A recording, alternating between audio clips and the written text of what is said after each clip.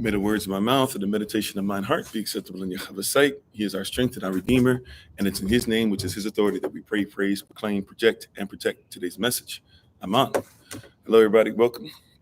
How you doing? Hola, mi nombre es Kofi. ¿Cómo está? Bonjour, je m'appelle Kofi. Ça va? Ni hao. Namaste. Osaya Anakitaboya. Ohio, I see you. Habari Gani. Manut.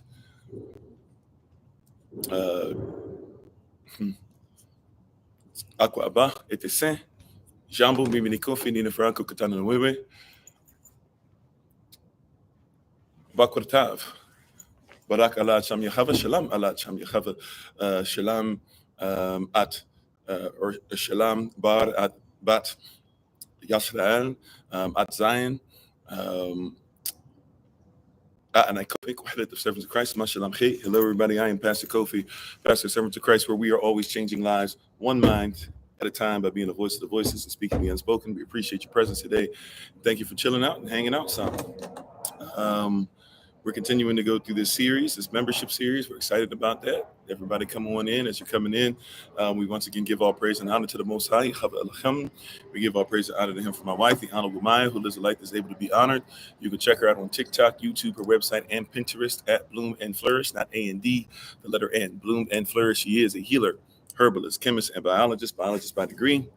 I know that some of you have not gotten the invite yet or whatever, but as a reminder, tonight, 6:30 p.m. Eastern New York time, ministerial staff and those who are going to be dealing with or helping us rather with September 29th through October 6th, our Feast of Tabernacles.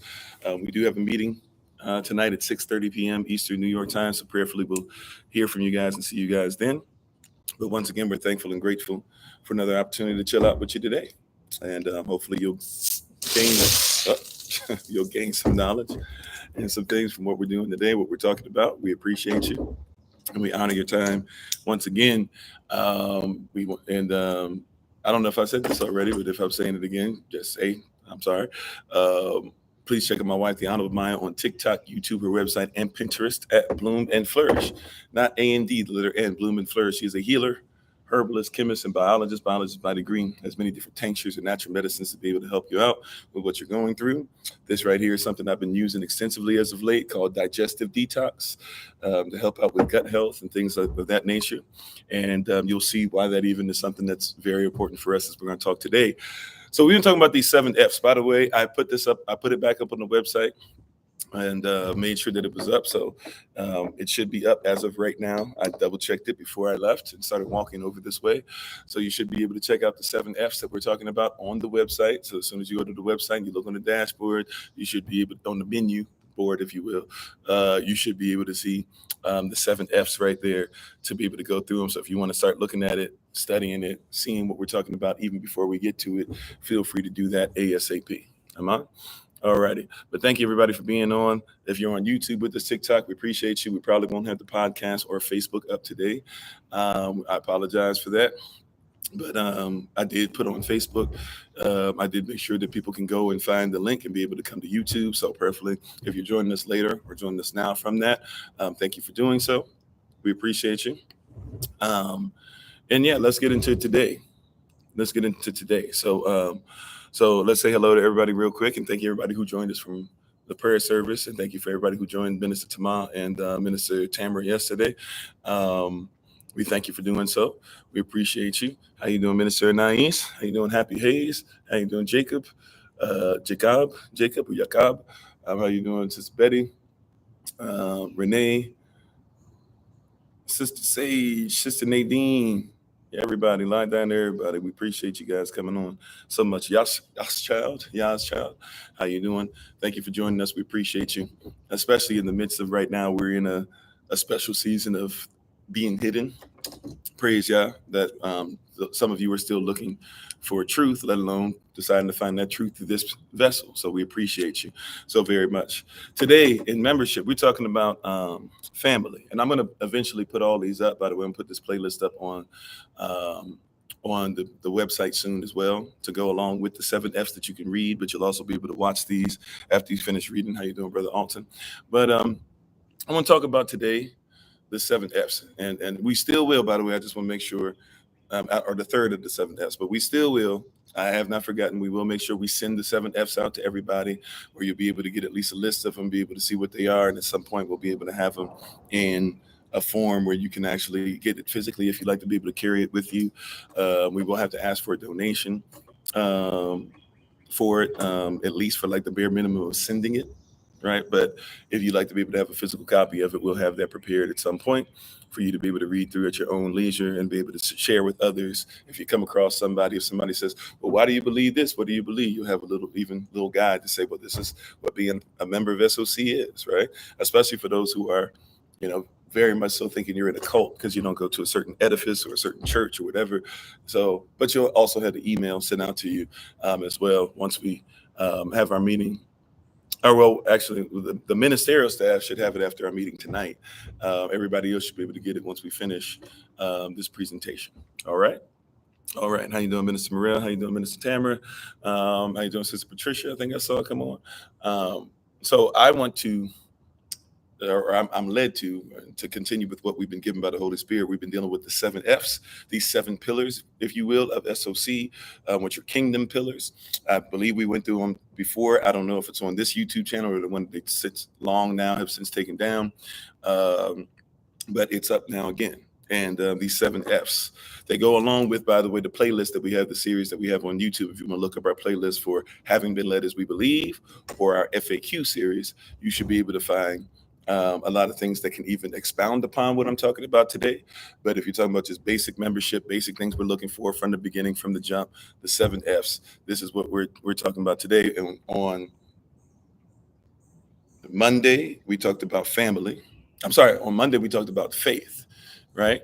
And what faith means to us. Faith extremely important, culturally speaking, even. How you doing, Sir Stephen? How you doing, Brother Jermaine? Then we talked about on Tuesday, we talked about family. We have to look at everything we do as a family. This is remembership to a family. This is not just membership like normal. This is remembership to our family, right? Our belief system, our culture, our language, our values, right? And uplifting each other, right? First thing we should be thinking is, how can we support family? How you doing, Sister Irena? Right? How can we support our family? Right. And then yesterday, Minister Tamar came on and started talking about some certain things, including, for a lot of what you talked about you are what you eat, which goes right in line. I love it when the word of Yahweh is moving correctly, because now it goes right in line with today. Today, we're talking about food. Now, I'm going to go direct to the website. I didn't do this for the first couple, so I'm going to do this for the first couple, kind of catch up, right? But I'm going to go directly to the website. If you want to go there with me, you can, kofi-ofori.com, KOFI-OFORI.com. And it has on there now, back up top in there, it has something called the 7 F's explained. And we're just going to go through these F's, or two out of the first two, and then we'll read today's to make sure that you comprehend exactly what we're meaning, right? So we didn't do this for faith. We did not do this for family, but we want to go ahead and read those two. And then today we'll read it for food. And from this point on, every time we get into one of these, we'll read directly from the website first to be able to come into what Yah has for us. Amen. Praise Yah. So here we go. Right? So when we talk about membership, and this is something, especially ministerial staff, especially those who are contacting others, and really just those of you in general who've been with us for a while, I can tell today that they're really blocking what it is that we do. Now they got us down to 30-something people. That praise Yah, though.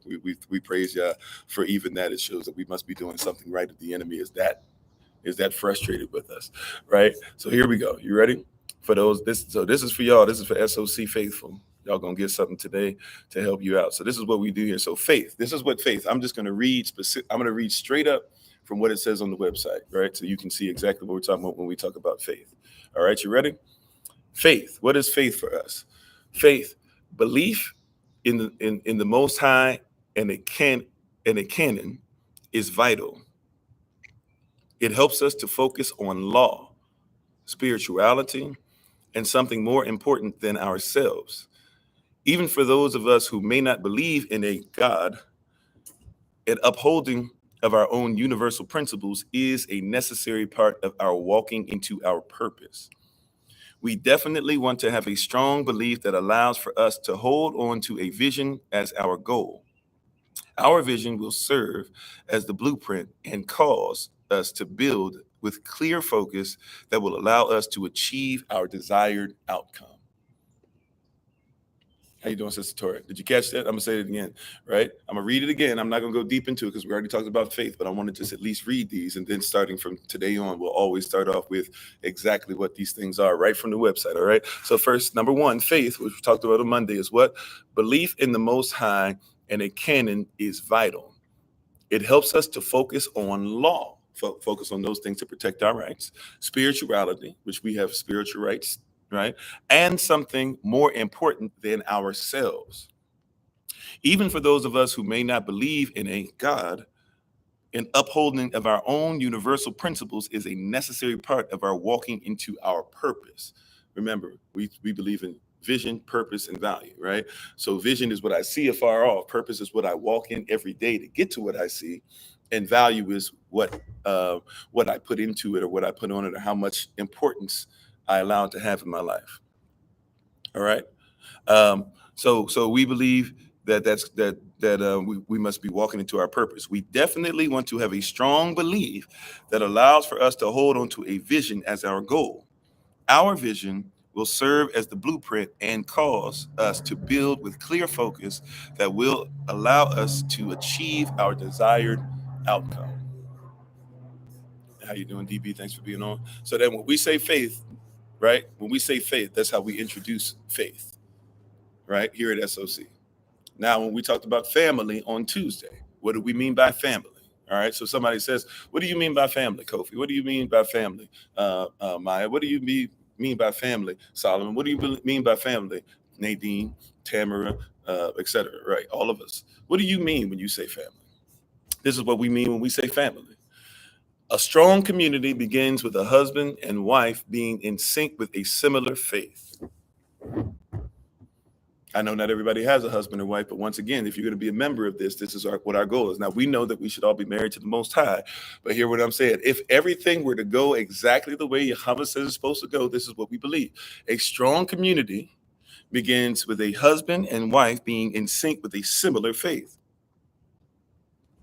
We know that marriage is key to the building of a community as well. We define marriage, this is what we define it as. We define marriage as sex. We shall teach our children what it is to be in a husband or to be a husband and wife. Yeah, what it is to be a husband and wife from birth. We believe in the same principles that come out of the original thought process of the Ankh. The union of man and woman should produce children who are willing to continue to produce generations of people who are teaching our principles and standards. Marriage is also a political statement and will be treated as such. Finally, our family concept will involve the respecting of parents, taking care of one's children, loving past faults, and involving those in our circles as we would our own relatives. This also means that if family does wrong, that discipline will come from within that same family. We will not leave any room for outsiders to be involved with the discipline and chastisement of our community. So even the way we discipline each other, how you doing, Money Green? Or even the way we come at each other, even the way we correct each other, they're coming from what? It's coming from us. When we talk about family, it's important, right? Because people say all this stuff. Yeah, everybody should be able to everybody should influence your child. Your child should go to school and be taught by them. Your child should be told what to do by the government. Your child should be told what supposed to do by the college that they go to. But no. If and how you doing, Cream? If you're going to be part of SOC membership, right? Marriage is also a political statement and will be treated as such. Now, why do we say it's a political statement? This is when culture comes in. It has to be a political statement, if we just be honest about it, because whoever you marry, you're telling us about your policy. Uh-oh. I know people don't want to go there, right? But that's real. Whoever you marry, you're telling us about your policy, who you're attached to politically, who you're married to, straight up. This is why culture is important. If somebody doesn't uphold our culture, I don't expect for them, when the rubber meets the road, I don't expect for them to fight for us or to protect us or to protect our children. Matter of fact, depending on their policies and the culture they come out of, I might not expect for them to even consider you and their children as our children.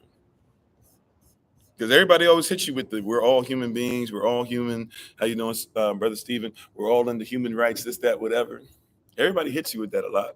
But when the rubber meets the road, you find out who's Republican or Democrat or independent or Black Lives Matter or All Lives Matter or Christian or whatever. See, when the rubber meets the road, we find out your policy real quick. See, for us, once again, family, it has to start with marriage. Even if we're talking about marriage with the Most High, of course, but just in a basic sense, right? We got to start off with the fact that your marriage is a political statement. That's why, even though it's weird when people bring it up, I don't necessarily mind the question when somebody says, when I'm talking to you guys and somebody immediately goes, I bet you got a white wife, right? Like, I think it's a fallible statement. Right. People ask it a lot, but I get why they're asking it, because look, if you're one of us and you're saying that you're Afrocentric, they would like to know who you're married to, because it should say something about your policy. I get it. I get it. You know, I don't believe that the color of your spouse necessarily automatically means something, but I do get as far as like the culture they come from. How you doing, Sister Deja? I do get it. Once again, I find it interesting that people say that, but I get it. I get why somebody would, in fact, use that as a barometer, because who you're married to is extremely important, right? So now today, we're talking about food. We're talking about food and the 7 F's and these 7 pillars. Talking about membership in our community. Today, we are talking about food. All right, food. This is what it says right off the website. Once again, you're going to go to kofi-afori.com. I made sure it was up. I made sure I checked on it before I left. I literally just clicked on it now. So you should be able to check this out for yourself if you want to read it yourself, or even read it while I'm talking about it. It's right there. If you go to kofi-ofori.com, kofi-afori.com, and you click on the top, you should be able to read this. Okay? So here we go, right? And by the way, just in case somebody's wondering, since I mentioned it, my wife is what we would call Black, or part of our diaspora. Okay, she's actually Native, more so than she is African. I'm Native and African. She's Native. All right, if that helps somebody, and is well aware of our culture. All right, now food. So now that we talked about this, now today we're going to talk about food. So right off the website, this is what food is. These are 7 F's. These are 7 pillars that we live by as somebody's a membership of this movement, of this organization, of this part of the body of believers, right? Food. This is what it reads, or this is how it reads. We should make sure that we are healthy. This means to take care of everything that we can in a holistic manner. Why? Because the word holistic really is the same word as holy. You got to be whole. Our love of self should make its way to the caretaking of our temples. How you doing, Jesse? Thanks for being on. This means that our food must be used to keep us healthy and medicate us as necessary, because food is not food. Food should be used as medicine. You should always be thinking about what is it doing to heal or to keep my body ready to go, right? To be preactive, not reactive. How you doing, Brother Henry? Right? So once again, our love of self should make its way to the caretaking of our temples. This means that our food must be used to keep us healthy and medicate us as necessary. Any ailment that is not caused by extremely blunt trauma should be medicated by our eating the proper sustenance for the specific need. This means that our food must be used to keep us healthy and medicate us as necessary. Any ailment that is not caused by extremely blunt trauma should be medicated by our eating the proper sustenance for the specific need. We are interested in an electric/alkaline diet. This diet will be fed and will be a preemptive strike against any diseases we may come across. We will be the growers and producers of our own sustenance. The fruits and vegetables that are grown will be used firstly for our community and secondly to be sold to others. We will involve our children so that they will grow up with the mindset of feeding our community as their norm. Amen. All right. So that's what we say as far as food.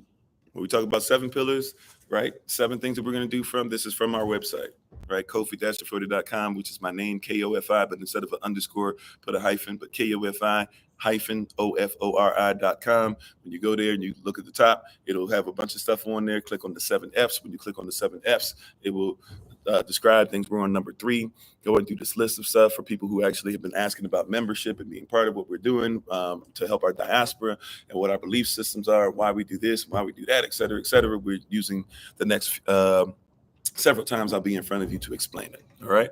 So you can go there if you want to read along with it. But that's our mindset as far as what we're trying to do with our community, our diaspora, and our remembership to the family, our membership, so to speak, but our remembership. Because remember, we were members of this. Something happened in the story of mankind, in his story even, that dismembered us, right? But now that we found the digit and we put it back on, and we've been able to make sure the arteries and everything are there.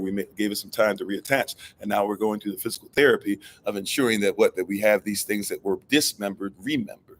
So we're coming back into membership. So when we say membership, some people, some cultures, this is the first time they're coming into this. But for us, this is something that was always ours. But now we have to have it brought back, right? So I'm going to read it again.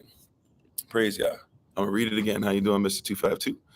I'm going to read it again. You ready? It says, we should make sure that we are healthy. This means to take care of everything that we can in a holistic manner. Our love of self should make its way to the caretaking of our temples. This means that our food must be used to keep us healthy and medicate us as necessary. Any ailment that is not caused by extremely blunt trauma should be medicated by our eating the proper sustenance for the specific need. We are interested in an electric/alkaline diet. This diet, and by the way, if you don't get what I was really doing there, I'm taking even Sebi stuff and putting it with Dr. Leia Africa stuff, right? So that we might be able to go on the same path. So, because there really shouldn't be any separation, even if these guys wouldn't work with each other, right? That's one thing we have to stop doing in our diaspora, separating stuff. If you got truth and I've got truth and they both are puzzle pieces, let's put them together, right? How you doing, Coco? Let's put them together, right? How you doing, Crystal Johnson? Crystal, excuse me. So, our love of self should make its way to the caretaking of our temples. This means that our food must be used to keep us healthy and medicate us as necessary. Any ailment that is not caused by extremely blunt trauma should be medicated by our eating the proper sustenance for the specific need. We are interested in an electric/alkaline diet. This diet will be fed and will be this diet will be fed and will be a preemptive strike against any diseases we may come across. Now, somebody says, well, obviously it's food. It should be fed. There's a lot of stuff that's natural food that we do not feed ourselves. And we are fed usually by somebody else, right? We'll get into that some a little bit, but I want you to even think about it. What are the names on your food? Are they your names? Right? And whoever's names are on the food are the people who are making up these things that you call the food pyramid, right? So Purdue is what you're talking about when it comes to chicken. I'm trying to remember what's the name of the when you go to Costco and everything at Costco. Oh, Kirkland. Kirkland might have something, or it's Costco's chicken, or it's Giant chicken, or it's this or that. But you're not seeing your names because it's not your culture. It's not your food, right? Even the buckets of chitlins that people are using that's killing you, or excuse me, that's hurting you and destroying you is not yours. Amen. How you doing, Sister Shima? Right. So you're not actually the people who are lobbyists and are helping Congress to create the laws that allow the food that you have. How you doing, Brother Keith? And we're gonna be setting up. By the way, as a reminder, we're gonna be in the Georgia area for a little bit. So I know it's gonna be kind of last minute, but we're gonna try and set up something one of these weekends coming up. So we'll see. This weekend might be a little tough. Matter of fact, let's just go ahead and say, let's say tentatively. I have not made sure that my wife and our schedules are aligned in this yet, but let's just say tentatively, not this Saturday, but next Saturday, whatever that is. Somebody looked that up for me. I don't know what that is. Whatever next Saturday is, right? This Saturday is the 4th Saturday, so this should be the women's meeting. And I guess whatever the first Saturday is, hold on, wait a minute. June 18th, so June 25th. So let's see, there's only 30 days in June, right? So So 26, 27, 28, 29, 30, 1, 2. So I guess July. Ooh, that might not work.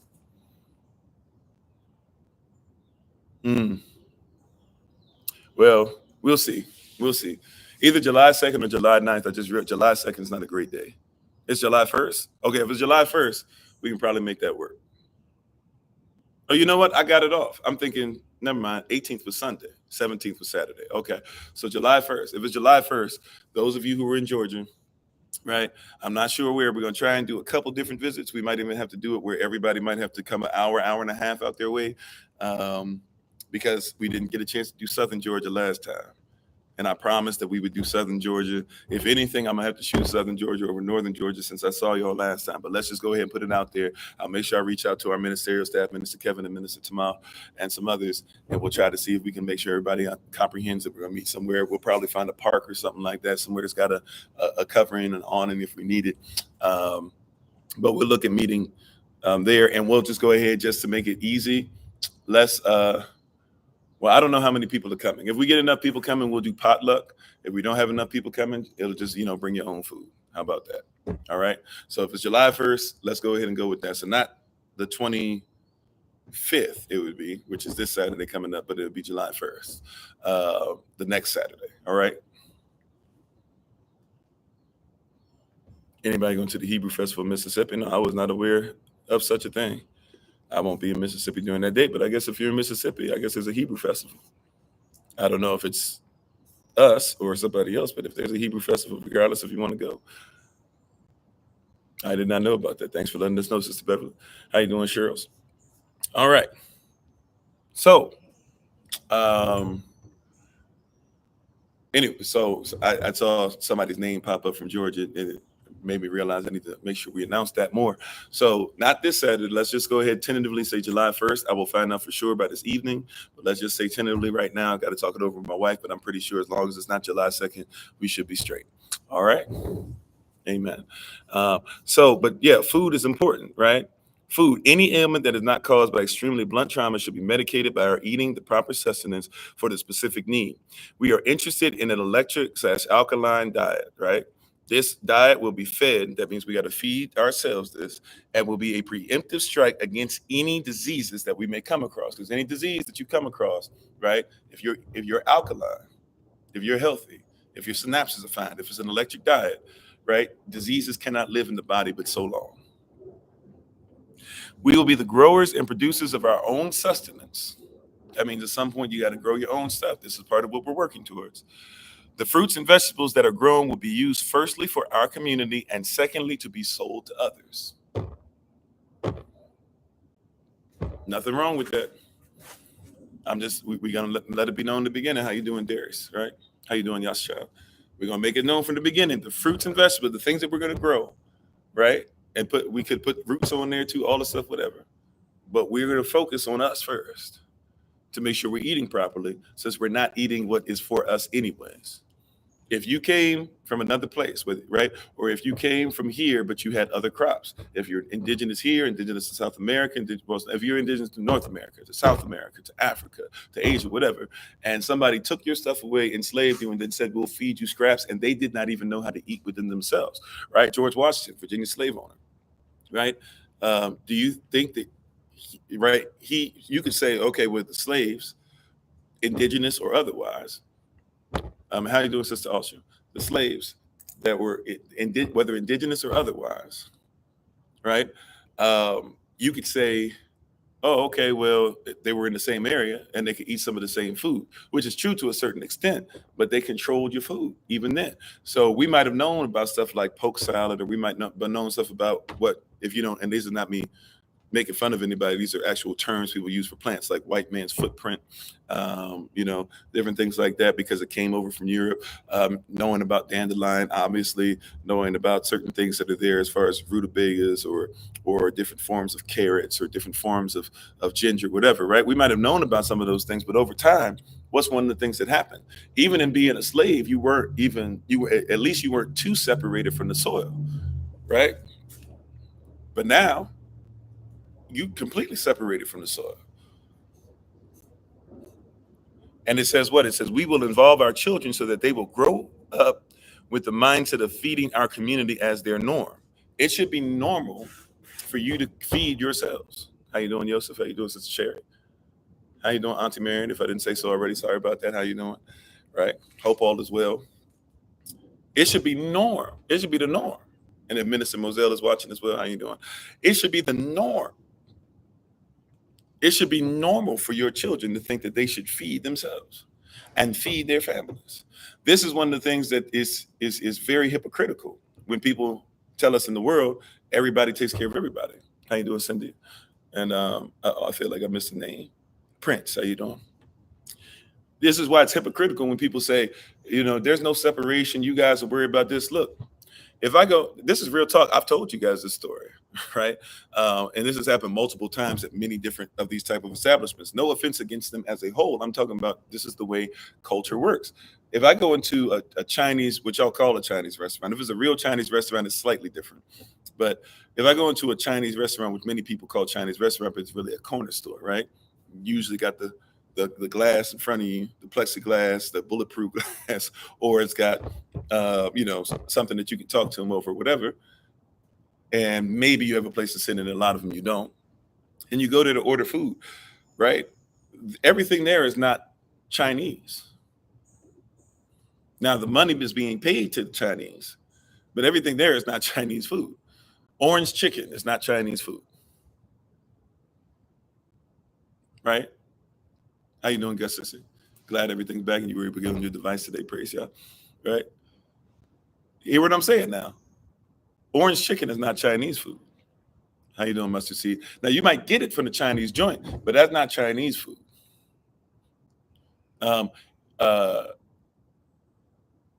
General Tso's, I think might be, but it's Americanized as well, right? Fried chicken with mambo sauce is obviously not Chinese food.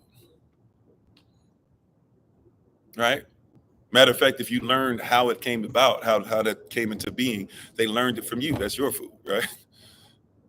And they've taken it and done some really great things with it, right? But I'm saying that's not theirs. That's yours. But when you go into the place, you get all these things. You look at this whole thing that if you went to China, they would not eat that stuff. Are mushrooms great to eat? Yeah, depending on what kind. You need to know what you're dealing with when you're dealing with mushrooms, especially if you're going to get mushrooms from out here. Right. But you need to know what mushroom does what. Just like different plants do different things, different mushrooms do different things, right? Portobello mushrooms, especially for many people who are dealing with sinus issues or just dealing with anything that has to do with mucus, right? Sinusitis is too much mucus here, right? Arthritis is too much mucus built up in certain things. Spinositis is too much mucus built up in certain areas in the back, right? The terms that they're using, they're trying to tell you, the itis, even when you get the itis and you feel tired, your body's doing some stuff, even mucus wise, because it's like, hold up, you done ate too much, right? But when you go to the Chinese restaurant, or the Chinese joint, and you go to there and you eat, you actually have to ask for what they eat. So if I go there, they'll look at me strange at first because I'll go there and they're expecting me, they see the color of my skin. Right. And they automatically have it in their mind, okay, he's going to get fried chicken. He's going to get this, maybe he can get a fried dumpling. Maybe he's going to get blah, blah, whatever. And fried dumpling for us is exotic. That's not even the way we should use the term exotic, but y'all know what people mean when they mean exotic. But you go in there and I go, I need some vegetables. And they actually look strange at you at first, like some vegetables, because they don't even think people want vegetables by themselves here. So they, like the last joint I went to, I can't remember. I want to say this is in the DMV. I could be wrong about this, but the last one I went to, and I'm trying to order, and I'm like, no, I don't want that. I want like the sprouts, and I want the broccoli, and I want the steamed this and the steam. And they're like, oh well, the guy's looking at me, and he's like just looking at me straight. He's like, what do you mean? And so I had to get there. The daughter had to come over to him, and then his wife. They were looking at me. Like we don't even package that. But the daughter came over and she started, and she was like, yeah, we don't have this and that or whatever. And I was like, no. I was like, I want what you eat. And she started laughing. And she said, she said, what do you mean? I said, you don't eat the stuff that's on the menu here. When I say vegetables, I want what you eat. Right? Just like if you come over my house, right? And And if there was some jollof rice or something like that, it's not going to be the same as what you're serving in that in rice or whatever. Or just like the rice that you serving over here at the restaurant, that's not the rice you buy for your house. I want the vegetables that you eat, the ones that when you take your break, you eat. And then she admitted to me, okay, yeah, this is on the menu. I had to charge you for everything as a side, so it'd be expensive. I was like, that's fine, it's worth it. I want what you eat, right? But we don't think about food and culture going together. We don't think about that. Like they'll press you, like they'll press against it. And by the way, if they don't have it, fine, I'll just leave. I'm not gonna settle for less. I'm not gonna settle for what's gonna take me out, right? I'm not gonna settle for stuff that you wouldn't eat yourself. I'm not gonna settle for the stuff that while they're cooking it, they're sitting up there and they don't like the smell. Look, anybody? I've worked at many different restaurants before, including fast food restaurants. Anybody who's worked at a fast food restaurant or a restaurant in general, I promise you, we do not like smelling like the food. How you doing, Brother Anthony? How you doing, Shabbos? How you doing, Lady Drama? You said you make fried dumpling and fried snapper, fish? Mm-hmm. Amen. Sounds great. Growing lion's mane. Oh, yeah, that's great. Yeah, lion's mane. Matter of fact, lion's mane. Yeah, lion's mane is great. I'm trying to think there's something else that goes really well with lion's mane. If it comes to me, if my wife, or maybe when my wife comes on, I'll ask her. But see, I'm not trying to eat what everybody else eats. Right? If this is your culture, you know what's best in your culture. You know what y'all do and don't eat. You know what's best and what's not best. I don't want the stuff that's not best. I don't want the items that you wouldn't allow in your own stomach, in your own guts, that you wouldn't allow to even come out as through your bowel to come out of your gallbladder, right? And to make its way through your rectum. You don't even want to defecate that stuff, but you want me to eat it. And look, that sounds gross. This is for educational purposes only. I know this might sound gross, but I need you to comprehend the levels of cognitive dissonance that we have when we eat. There are people that are not willing to allow something to go through their gut, which means that they don't even want it to come out of their body. But you are having to go in your body. I'm not saying you're having feces go in. I'm saying that the things that you turn into feces, other people don't even think is worthy of going into their mouth. We got to ask ourselves some questions. How you doing, Sister Latoya? We got to ask ourselves some questions. What's going on? You are what you eat, as Minister Tamal was telling us yesterday. And today we're talking about food.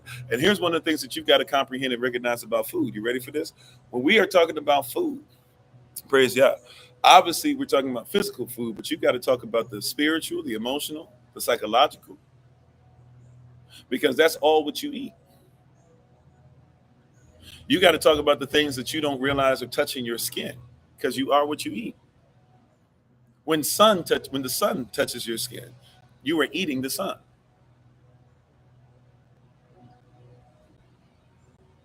Thank you for the love, appreciate it. Right? When the sun touches your skin, you're eating the sun. How much sun do you get every day, no matter what circumstance? Yes, there are cloudy days, but even on a cloudy day, if you noticed, right, I couldn't be seen by you today if there was no sun. Right?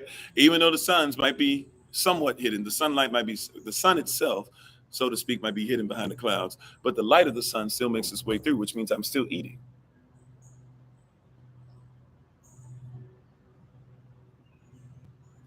How much sun are you eating? A lot of us deal with vitamin D deficiency because you don't have sunlight. If you deal with vitamin D deficiency, can you guess some other things? What's some things that happen to you because you have vitamin D deficiency? And they plague your community. They plague your diaspora.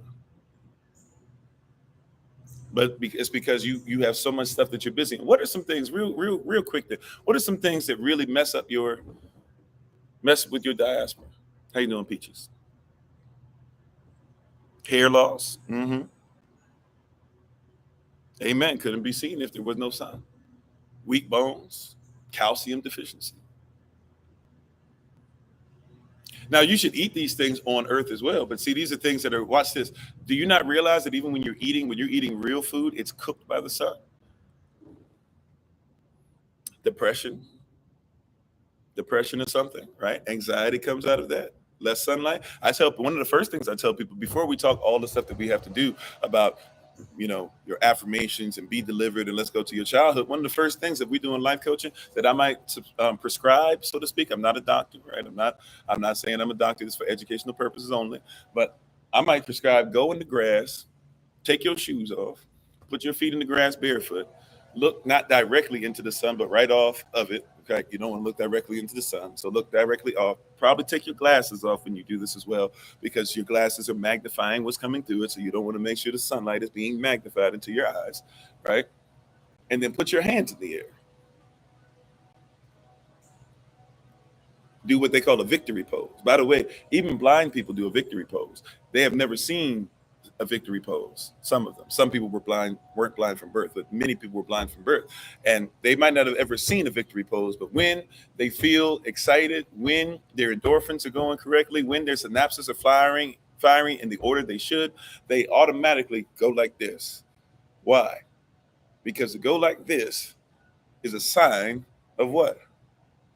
A sign that you feel great, that you feel powerful, that you have joy, that you are happy, that you are excited. And so even if you are depressed, first thing we would say is ground yourself, have toxins come out through your heels, stand in the ground, barefoot, right?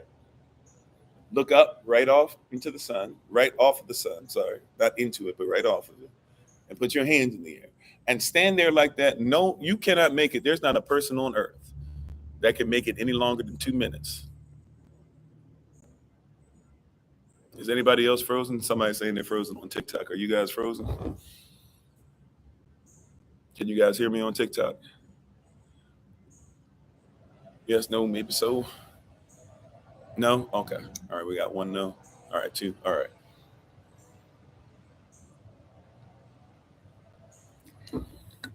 Okay. So there's not a person on earth that can make it any more than 2 minutes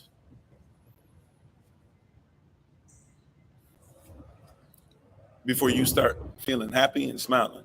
Now, we still got some stuff to fix. But if we just want to physiologically shift some things, all we got to do is, even without the sun, while you're listening to me, if you're able to, just go like this. Join me. Join me like this. We might not even go 2 minutes, but after a while, you'll see it's really difficult.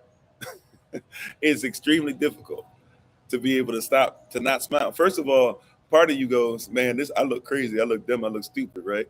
But that's negativity that's built up in you, right?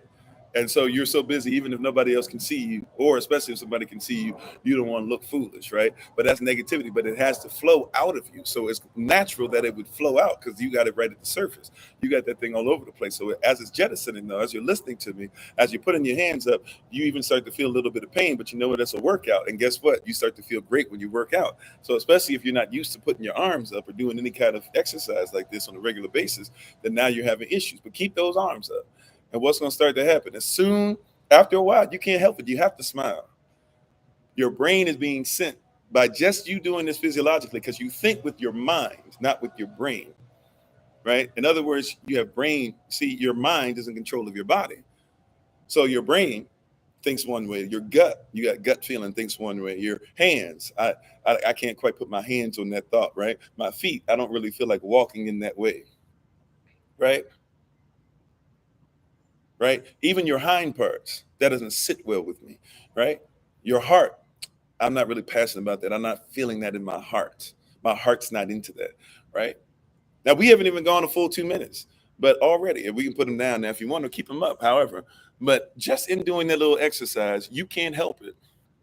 You had to feel great. That's how easily it is to start feeding yourself something that's different. It's not just only the physical food. It's the spiritual, it's the emotional, it's the psychological, right? Anybody who just did that exercise, how do you feel? Anybody who just did that exercise with me, if you're able to do that, how do you feel?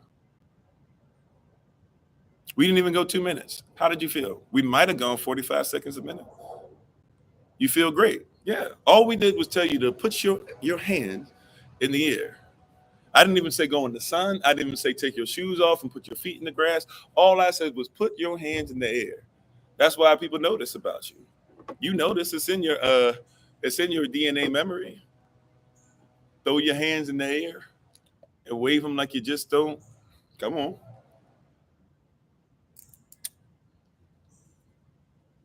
Mm-hmm.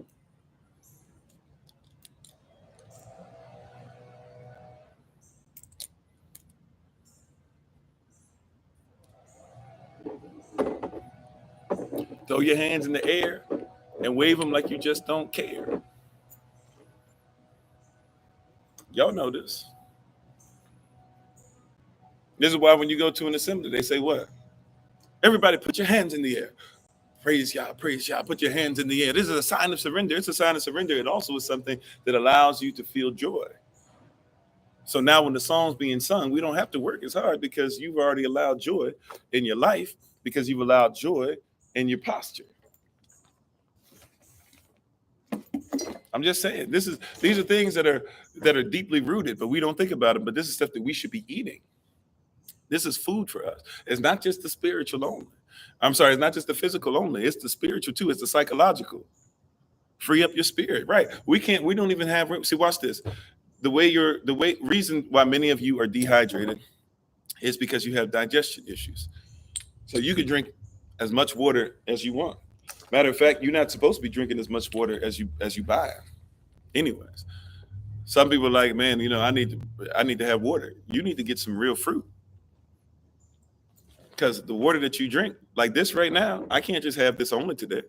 I got to make sure at some point I put stuff in it, or I have something that is real water to go along with it. Now, when I say real water, obviously this is H2O, and it's supposed to be mineral water. It comes with some minerals, like very little. And when they say minerals, really, they're talking about sodium. Like if we just keep it a buck, they're really talking about sodium. So 1% of this bottle is salt, right? Which is fine. You need salt in your life. Don't let nobody trick you. You do not need too much salt. However, your body needs salt every day. But exactly, we need that H3O2, or that instead of H2O, we need an H3O2. I think that's what they call it, right? That comes from fruit.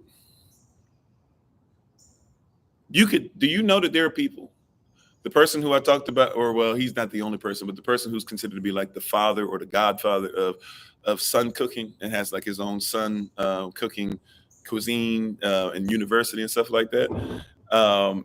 He hasn't drank water for like years. Now they'll tell you can't survive without water, but see he eats, and water comes out of what he eats.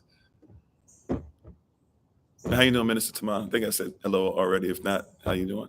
Right, an excellent word. Once again, we talked about that yesterday. Or we talked about it earlier today, and how you were talking about you are what you eat. And today we're talking about food. So it's I was saying I love it when the Holy Spirit flows, right? And how you doing, Sister Judith, and everybody who's on, right? So you're talking about some stuff that's not like, so you can survive without going to a river every day. You can survive without having to find a well every day, even though I would suggest finding a well. Matter of fact, the place we're going to be looking at in these next couple of weeks, I don't know which day, but we plan on going and looking at some land down here. We'll finally have some pictures and stuff of something that we're getting, like I've been telling you, we're getting closer. So, we'll be able to actually look at what this stuff looks like, right? But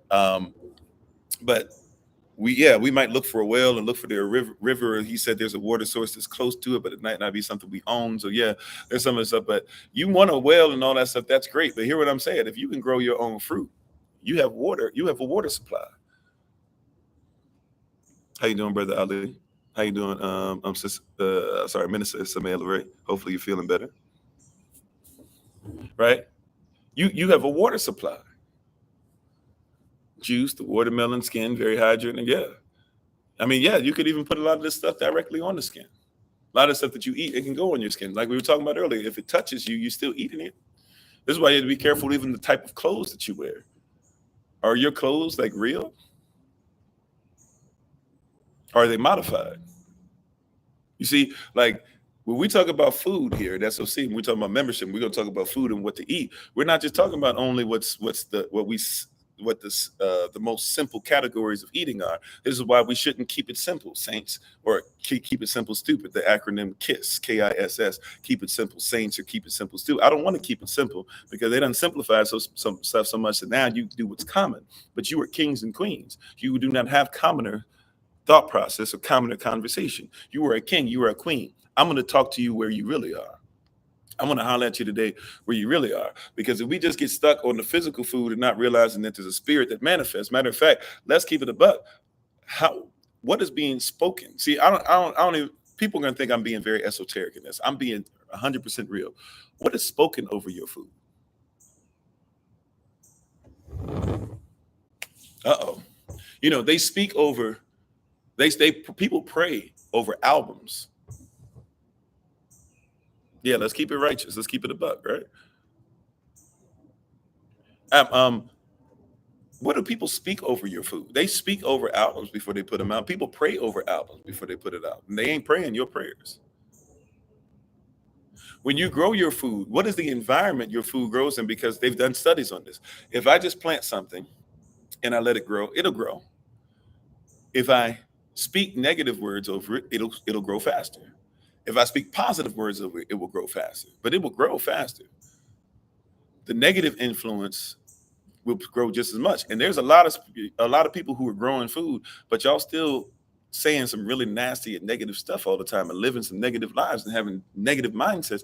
But you're trying to establish something that's going to feed you, but you don't even realize that, yes, okay, fine, it might be organic in the sense that you grew it, but if you're still speaking negative over that thing, then guess what? Even though you're having an organic experience, so to speak, it doesn't mean it's not been modified. Just like they'll sell you organic grapes at the store, but how are you going to sell me organic grapes that have no seed? How are you going to sell me an organic? Now they're giving pears out, and the pears are missing, or not the pear, what is it? The peaches, but the peaches have no pit, or they have a pit, an empty pit, no seed inside. How do you do that? It must be modified. But the same thing, you're telling me that you're telling me that you're giving me vegetables, but the people that are growing them are still speaking negative over them to the point to where I'm eating negativity. Therefore, it's fruit, but it's seedless. It's not going to last very long. It's not going to give. Remember, we talked about this, right? Yes, the fruit of the spirit is excellent: love, joy, peace, long suffering, gentleness, being like Elohim, being full of faith, being meek, and having temperance. Against such there is no law, right? But guess what? By law, it must have seed. If you're getting all this stuff, but it doesn't produce seed, if you have all this success, but you have no successors, you cannot call yourself a success. This is why in our definition that we given out, right, that we started off with, we made a point to say that our children will grow up with it being the norm that they feed themselves. It's our pleasure. Thank you. Is it? Hopefully I'm saying this right, Charlotta. Hopefully I'm saying that right. And how you doing, Crown? Thanks for being part of the community. See, so it's a spiritual walk. How you doing, Sister Deborah? It's a spiritual walk. How you doing, Marla? Everybody who's coming on, Miss Hibiscus, if I missed you. It's a spiritual journey as well as a physical journey. The two go together. The child that grows in your womb is fed by the words that you say. The child learns anger in the womb. So you got to change. We have to stop going to everybody else for this and look at what is actually real, what's 100%, what's there from the beginning, what Yah created for us from the beginning. Your child learns anger in the womb. They actually physically see it inside the womb. They see lights and stuff go in certain directions. So they know what anger is before they're even born. Thank you, Pete. Appreciate you. Right? They know what anger is before they are even born. They know how you react to your husband's voice before they're even born.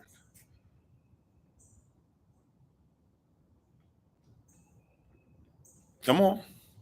Right? I'm just trying to tell you, these are things that we're talking about food, but we're not even thinking about how one is fed.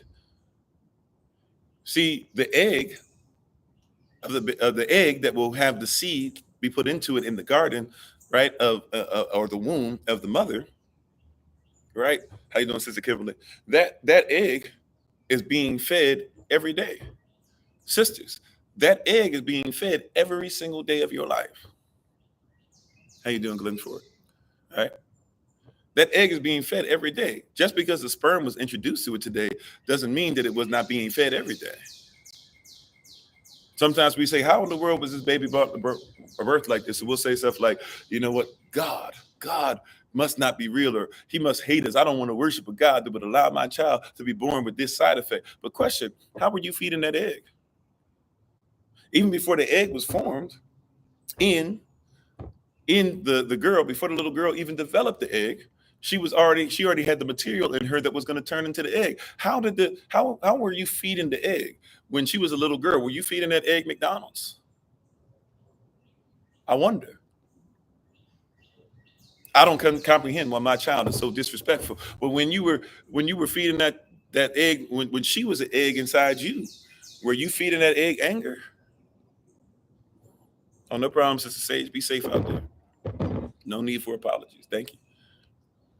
Do you hear what I'm saying? Like this is all part of who you are. This is called generational curses. This is stuff that just makes too much sense. If the egg was being mistreated, then the baby's going to grow up mistreated. If the egg was fed bad intelligence, then the baby's going to have an issue with intelligence. And how often does this egg, or even sperm, right? Sperm, egg, when we're talking about generations going back, that means that your sperm and your egg is affected going all the way back to Adam. This is why it's important to not sin, to not fall short, because when you sin and you fall short, you open the door to something. Now, I need to say this as I was rounding the corner. I wasn't even going to talk about this rising, but the Holy Spirit, she said, you got to talk about this today. And I had never even thought about this before. So praise y'all. We're going to learn and we're going to grow together this rising. I was about 4 or 5 minutes away from where I am now. And on my way over here, trying to walk and get a little exercise.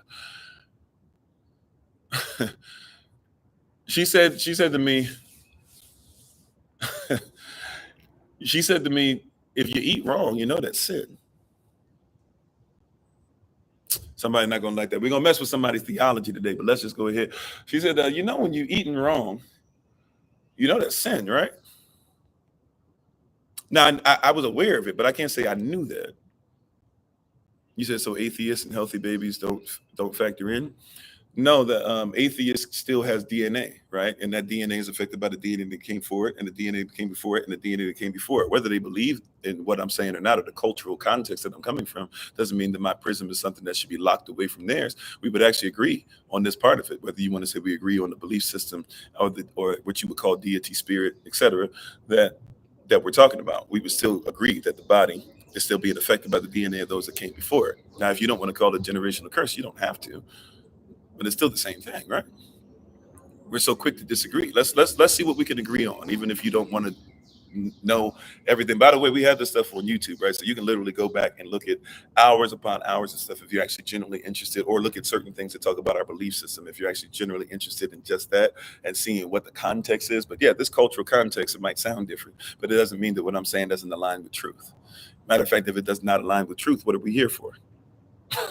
Right? Happy Thursday back to you. Thank you for being on.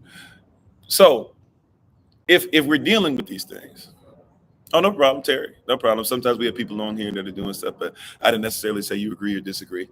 I was just saying that that's something that should just agree. Everybody across the table, right? If not, then we're just arguing for the sake of arguing. Not you, we, right? Humanity in that context. But if you see, because watch this, to sin, if I can make it simple, for those of you who did the 40-day, removing the leaven from your home with us to be ready for Pasach or Passover, one of the things that you'll discover is that in getting ready for that, right, we kept talking about what? Sin. Leaven represents sin. Sin is what? Anything that causes us to miss the mark. So sin is basically, if I were to have an arrow and I were to take it out and I were to put it and I were to pull back and release, and hopefully it will hit the target. If I miss the bullseye, or even if I miss the center of the bullseye, you would call that by definition sin. That's the context of sin.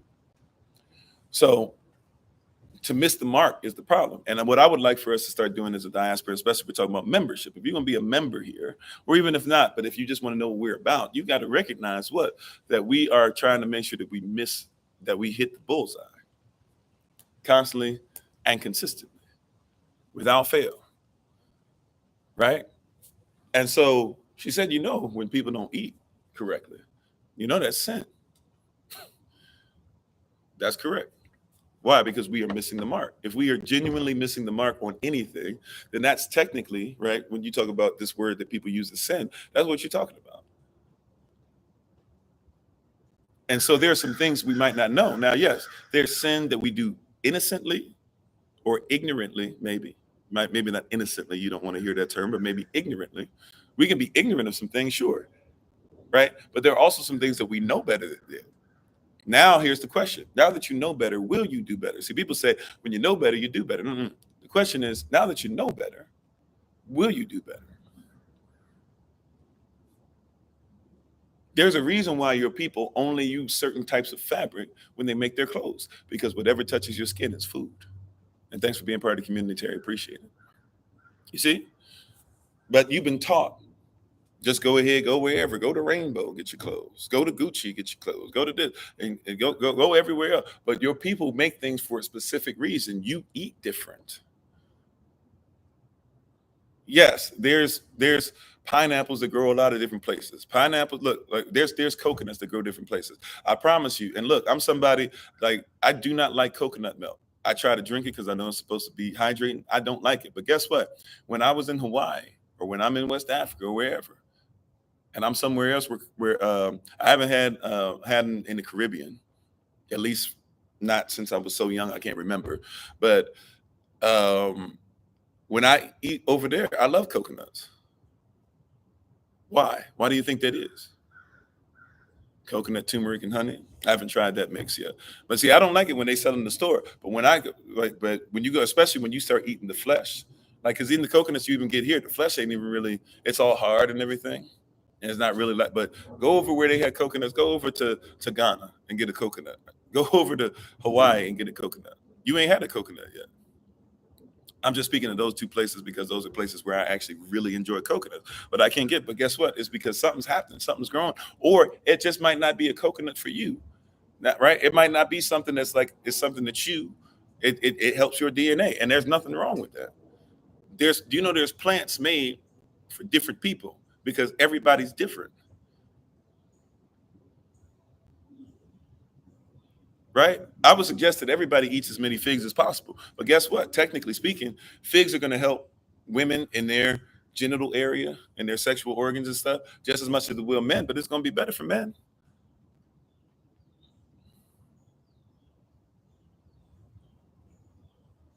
Yeah, yeah, and the coconuts, yeah, there's restricted areas in Hawaii and stuff like that too, just like bananas and stuff as well. Exactly right. But I'm just saying, there's different things that you should have to eat because you're different. You require different things or where you are in your life. This is why we said, I'm gonna read it again. Right. This is something we've had up. We used to have this up. We had this up 3 years ago, 4 years ago.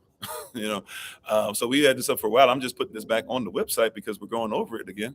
But it says we should make sure that we are healthy. This means to take care of everything that we can in a holistic manner. Our love of self should make its way to the caretaking of our temples. This means that our food must be used to keep us healthy and medicate us as necessary. Any ailment that is not caused by extremely blunt trauma should be medicated by our eating the proper sustenance for the specific need. We are interested in an electric/alkaline diet. This diet will be fed and will be a preemptive strike against any diseases that we may come across.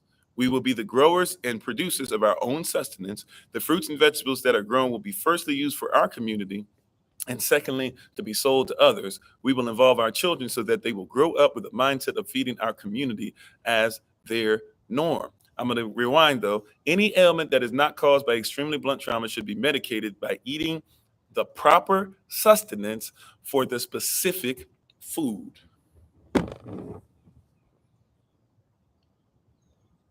Yeah, that alkaline, right? Interesting enough, batteries are more alkaline than we make sure that we get alkaline batteries, but we don't make sure our battery is alkaline, right? But once again, see specific food. Watch this. How many of you have your food design that you're going to make for your family today?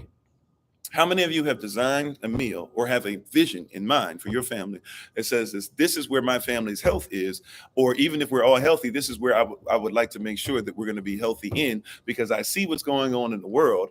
I see what they're feeding us. I see what they're trying to get us to bow down to. I see how our people are even thinking. And so I'm going to make sure that I give food for thought. Come on, somebody. That's a word right there. See, we out here not even thinking about your meal prep. You're not even thinking about how does it make you think. If your gut health is bad, guess what you're going to have? You're going to have a hard time focusing. Hey, how you doing, Minister Shante? If your gut health is bad, you can't focus that well. Some of you have dreams and keep saying, what is the Most High trying to say? Some of your dreams are messed up because you eat real bad and you have tummy issues and you haven't digested your food. You ate too late. And so all of a sudden you having all this stuff that's going in because your body is messed up. See, we always talk about the spiritual through the soul manifesting into the physical, but you got to realize sometimes the physical, if you're not careful, the physical through the soul manifests into the spiritual. You're 3 in 1. You're not just 1. You're not just 2 out of 3, but you're 3 out of 3. And if you're not careful, the physical can be in charge. And for a lot of people, the physical is in charge. This is why you eat, because your physical is in charge. Some of us don't even know. And I'm not saying you shouldn't eat wherever thinking about the physical, but many people only think physically first. I'm hungry. What y'all eating? That's not a great response. Yes, can we ask what somebody's eating from time to time? Sure. How you doing, Brother Dwayne? Right? Hear what I'm saying, though. That's not a great thing to what y'all eating all the time. You don't have anything planned out. Did you plan on, hey, you know what? I want to think better this week, so I'm gonna have a lot of walnuts in my diet. I've been having issues with being in the mood intimately, and it's not because my husband's not doing this, blah, blah. It's not because I'm close to my period. It's not because of this. It's not because I'm just not feeling right. You know what you could do? Eat some stuff that allows you to be stimulated. And because we're not real with each other, we don't even consider such things. But maybe you should eat something for that. I'm single and I'm having problems. I'm always thinking about this and that or whatever. Maybe you're eating some food that's stimulating you a little too much. Maybe we should back off some of those things. I mean, I don't eat these things, because of dietary laws, but some of you that still eat oysters and stuff like that, be careful. You might be feeling in the mood for something. You love oysters, you eating oysters up, be careful. You eating some of this sushi and stuff, you don't even know what comes in the sushi, what the side effects are to what you eating, be careful. Matter of fact, the people that are making the sushi, they're not even Japanese. You're going to Giant getting your sushi. You're going here getting your sushi. Be careful. They make that stuff for specific reasons. Everything that you eat is for a specific reason. This is why culture is always mandatory in everything that we do. There's a culture of food. There's a certain preparation. There's a reason why certain foods taste different. In certain cultures, you should not make a certain type of food unless you're touching the food. So you got to have clean hands, as Minister Tamar was talking about yesterday, right? But you also, certain cultures, your food is mandatory. If you want the food to be done correctly and you get everything, then a part of the person is going to be on the food. He said, how is what we eat this deep? It is. And see, watch this. It used to be something that it was mandatory that your food was controlled. Sea moss, yeah, especially if you take too much of it, can be an aphrodisiac. What type of sea moss too? Where is it coming from? Where is it grown? Are you talking about it's coming from Ireland? Are you talking about the one that grows in the Caribbean, but they call it Irish sea moss? Are you right? Like, could it be Irish sea moss that's not supposed to grow in that area, but somebody brought it over and now it's taking up other properties it's not supposed to, and now that it keeps other properties, it's doing some certain things to it, and you're getting some certain things. So you gotta know your food. You have to be the one to control your food, or at least not if you're not in control of it. At least have the environment that you're over to ensure that the food is getting exactly what it's supposed to get. If you having problems down there, I can't get in the mood, and you're a woman, well, if you're a man too, because what works for men is going to work for women almost 100% of the time, right? But if you a woman down there, I'm having problems, I'm not getting the mood, I really love my husband, but physically I can't get into it, and this and that or whatever, we might want to check to see what's some stuff going on as far as fibroid cysts. What's your progesterone levels looking like, sis? What's your estrogen levels looking like? If you can't calm down, it might not be because you got 5 children acting up. It might be because your estrogen levels are off. The more estrogen you get as a woman, right? Usually, not always, but usually there are cases where it can be flipped. But usually the more estrogen you get, the calmer you're going to be. Just like for a man, usually the more testosterone he gets, the more calm he's going to be. And calm is relative to who you are as a male or a female, believe it or not, right? Even people who transition. Even people who say that they're trans and they want to be known as something different, I still have to know physiologically, I have to know you physically as a male or a female in order to treat what's going on.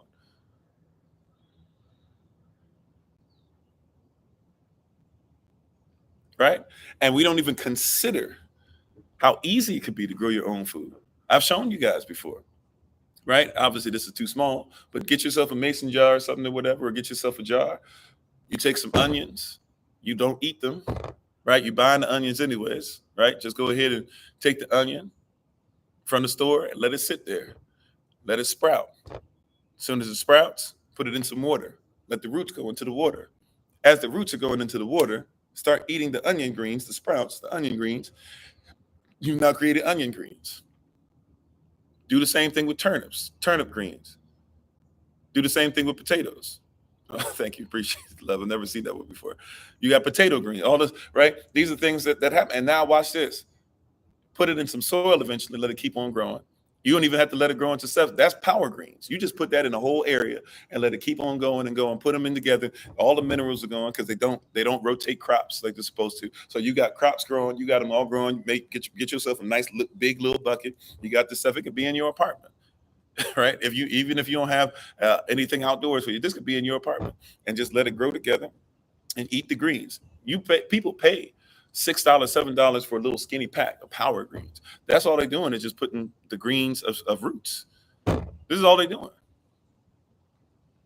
So now every time you have a salad, or every time you have your meal, if you're still doing spaghetti and meatballs and all that, at least have some healthy ones. Matter of fact, get some dandelion. Dandelion, don't cut it, or go to the places where you know they don't do the field that often.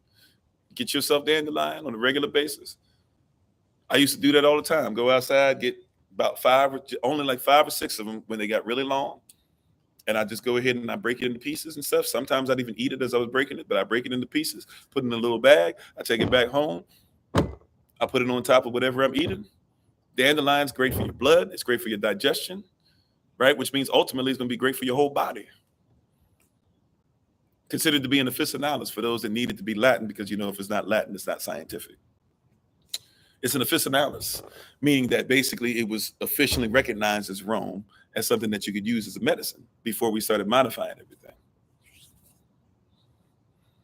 So you just got on and I'm in your business, right?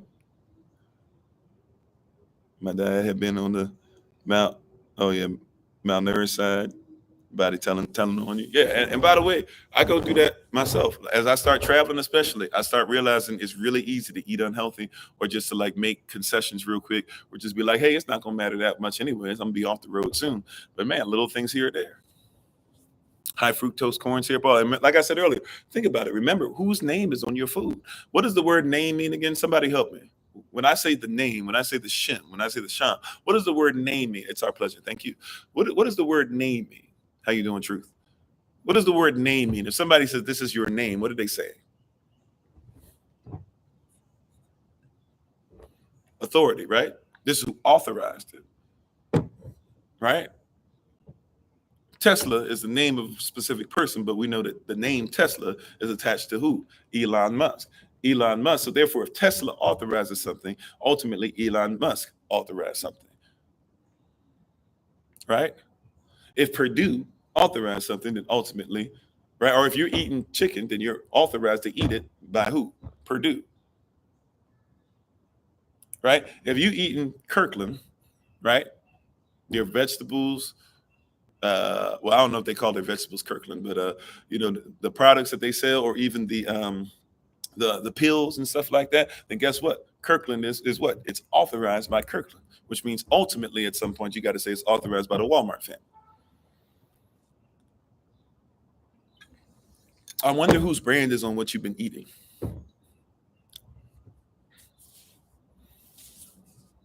I wonder how often you think about whose brand is on what you're eating. I wonder. How often do you think about that? Whose name is on pink slime chicken nuggets, and then they change the formula to tell you that they're more like chicken? Whose culture is that?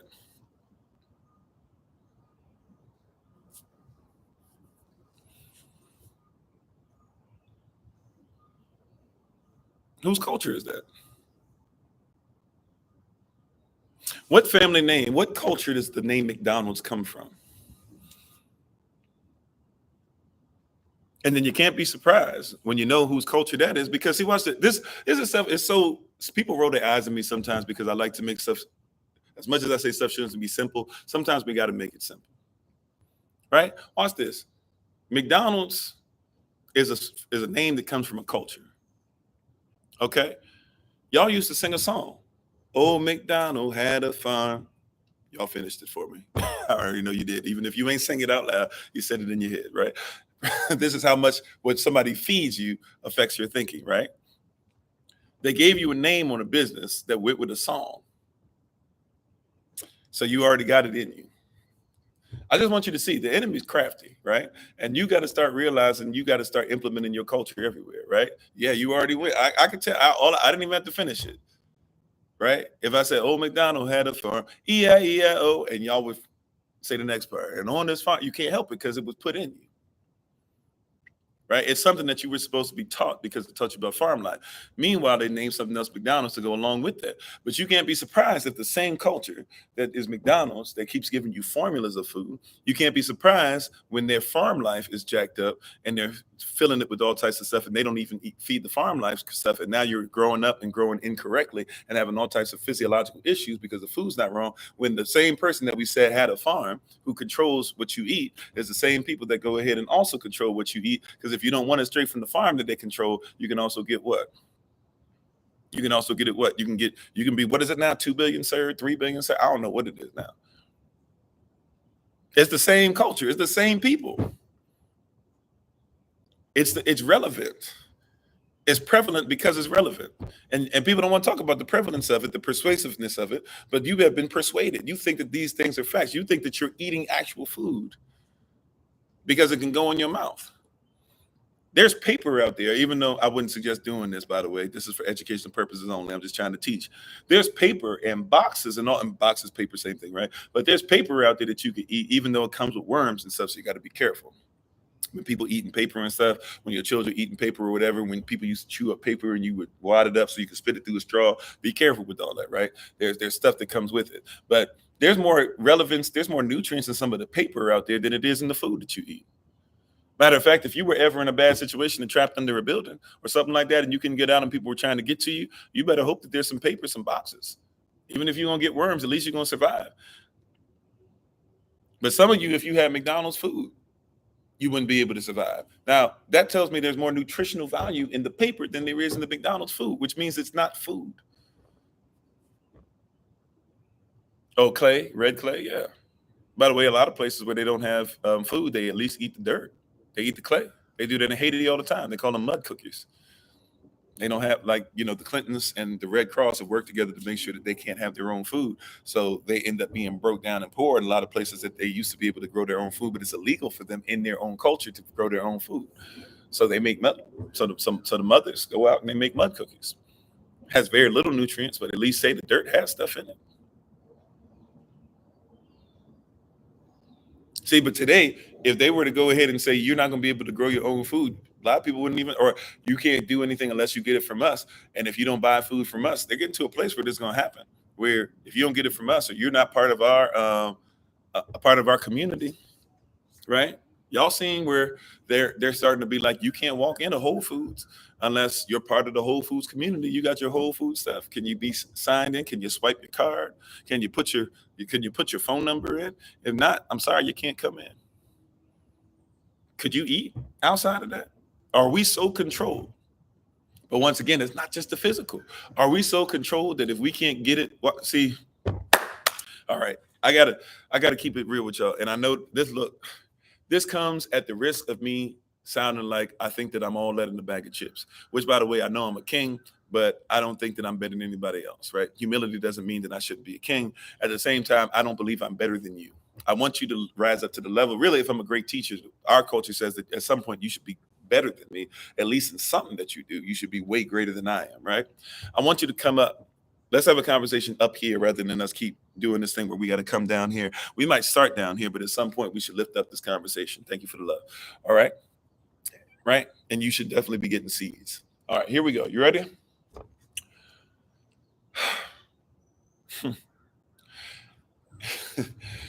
Okay. We're talking about the physical and the spiritual. Spiritually speaking, why is it that you think that whenever I tell you something, and I'm not trying to say everybody, just hear what I'm saying. Why is it that we have been trained to think that if I say it, somebody should look for somewhere else to find out if it's true?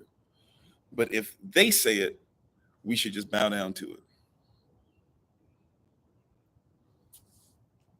I'm not saying that I don't give you receipts. Y'all know I'll give Pastor Kofi give you receipts, and thank you, Minister Tim. I appreciate you. Right.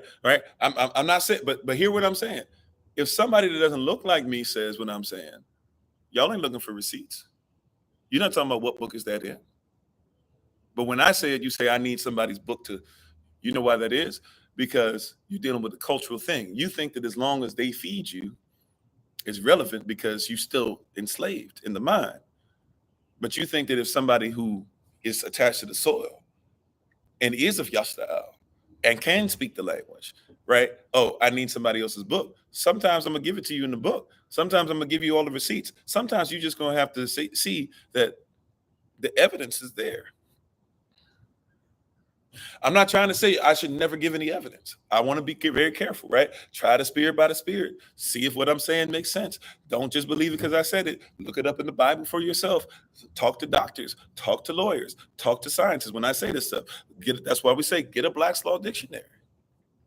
Amen, Sister Monica. Yeah, we've been taught not to respect each other.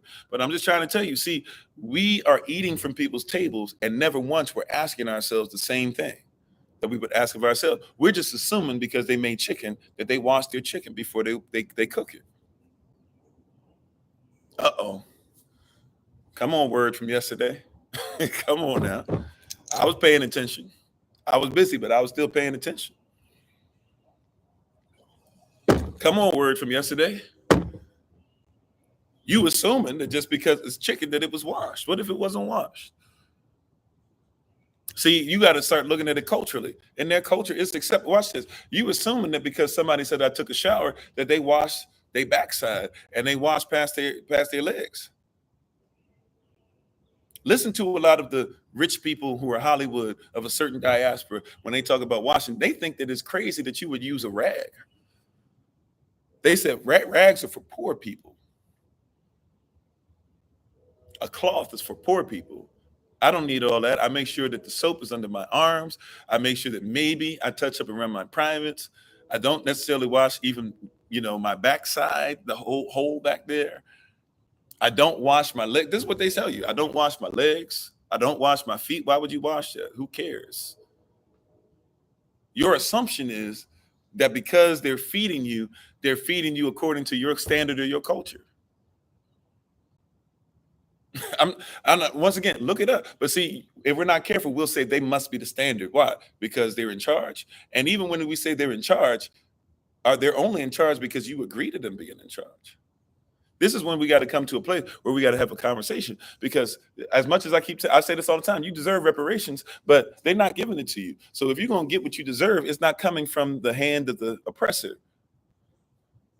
Tom Segura. Oh yeah, that's one of the guys I heard. I didn't even remember his name until you said it. Yep, Tom Segura, the comedian, right?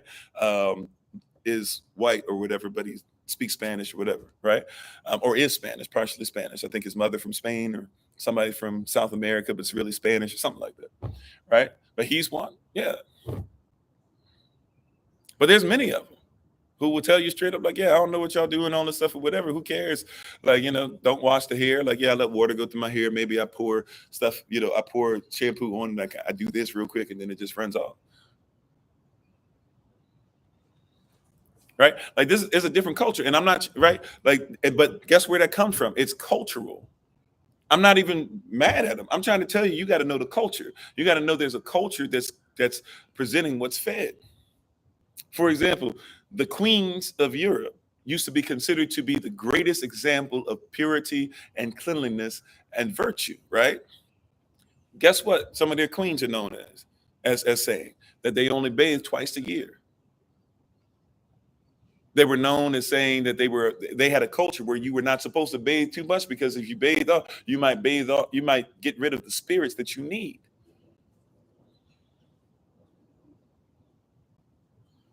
Matter of fact, the evidence is out now. Talking about the plague, somebody brought up the bubonic plague and all that stuff, Black Plague and stuff. The evidence is out now. There are still rats and rodents that have that plague on them. The only reason why it spread is because people didn't wash themselves. If you wash yourselves and eat correctly, it can't spread. Right? Don't let somebody fool you into that we got to give everybody a shot for that. No. If you wash yourself and eat correctly, you cannot catch it. I'm not telling you what I think. I'm telling you what scientists will tell you. Right? Why am I looking at that as a standard for what I should eat?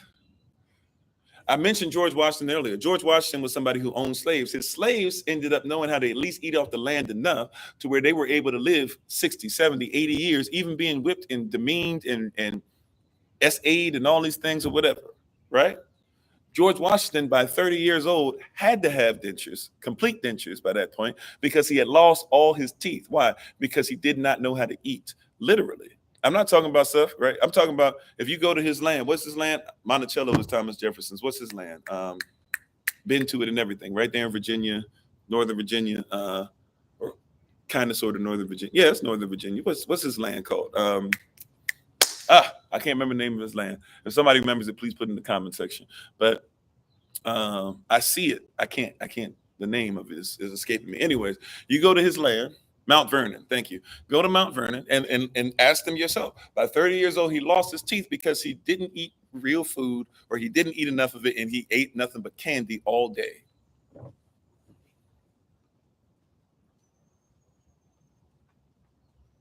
That's what he ate. Nothing but candy all day. He lost all his teeth and then took out the teeth of the slaves. And then tried to say, well, because I give them a penny for their tooth or something like that, I'm doing something. Got people out here believing that he made deals with slaves because slaves were willing to give their teeth up. They're doing the same thing to you today. They're literally feeding off of you. They're people who are in power, not just white people. This is a spirit. People who are in spiritual high places of wickedness around here, literally not knowing how to do what's righteous, falling apart, and then leaning off of you. Yeah, teeth rotted, and you receive teeth from persons, right, who don't have candy. You said the molar bandit. I never heard that one before. How you doing, Sister Tracy? I'm just saying. So here they are looking like they without teeth. And by the way, he had a dentist.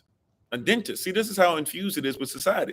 And they're feeding you from these people. The dentist had to walk around with them. They had to inspect slaves' teeth and be like, yeah, that's that size will work for you. We can put that there. And then what do they try to do to hide it now? Oh, he had ivory teeth. Eventually, he got all ivory teeth.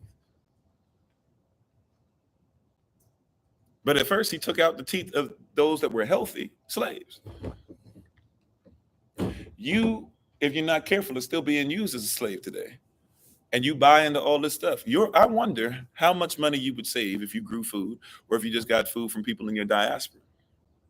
I wonder. I've said this before. At this point, I'm not going to be able to do anything more than talk about it, but I just keep putting it out there. Like, hey, if we just grew food, and we're all over the country, and we got people in the Caribbean, and we got people in Africa, we got people in the United Kingdom, right? We're all over the place. And well, not all over. We got some people in India and Pakistan. At some point, if we just decided, let's just say in the States, I've talked about the East Coast. We have people that are no more removed from each other, no more than an hour away at most, going all the way up to Rhode Island, all the way down to South Florida.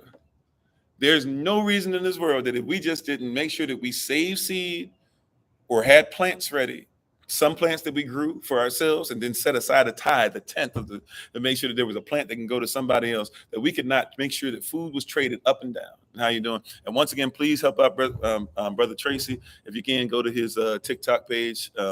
And please share the video if you're willing to look for it. The one that has to do with, I don't know if he might even have it posted or whatever, where you can see it when you first come on, or whichever one is dealing with him needing some help with this for his not for you page. I'm sorry, Brother Tracy, for your for the what page, for the raising money, whatever page it is. I apologize. We should probably put one of those together at some point too. It probably would help us, but we tried that a couple times, but we'll see about GoFundMe page. Thank you. Please go look there for the GoFundMe page. I would just try to do it outright, but we just don't have it. I just don't have it. I'm struggling on stuff myself right now. But And keep him in prayer if nothing else. Amen. But go look at Mr. Tracy. He's on here now, Mr. Tracy B, or it might show up as Tracy J. Brown. Go look up on his page if you can. And if nothing else, at least share it to help him out. Or if nothing else, hey, maybe even put some words of encouragement on there. That'd be something that'd be nice. How about that? But yeah, these are things that we're being fed. These are the people who are feeding us. These are people who's in control of your food. How you doing, Floyd? Thanks for being part of the community. How you doing, Griff? Thanks for being on. Griff Ken. I don't know if that's connected to Ken Griffey, but thanks for being on. Right? Like, I need you to comprehend, these are the people that are in charge of what you eat. And the same people that are in charge of what you eat physically, they're in charge of what you eat spiritually. And also, here's the third part, because you're 3 in 1. You are physical, you are spiritual, but you are also soul, or what in the Greek would be called psyche. P-S spelled the same way, P-S-Y-C-H-E, psyche in the Greek. That means psychologically speaking, we are off too.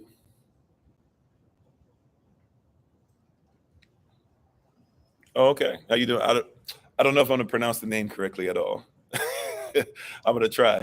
Seliwe or Seliwe? I'm not sure if I pronounced that correctly, but thank you. Welcome. We appreciate it. Right. I'm not sure if this language travels over where you are or not, but either Aquaba Etesent or Habadigani possibly, or actually Habadigani possibly, or even Jambo, Mimini Kofi Ninafraku Katana Nwewe.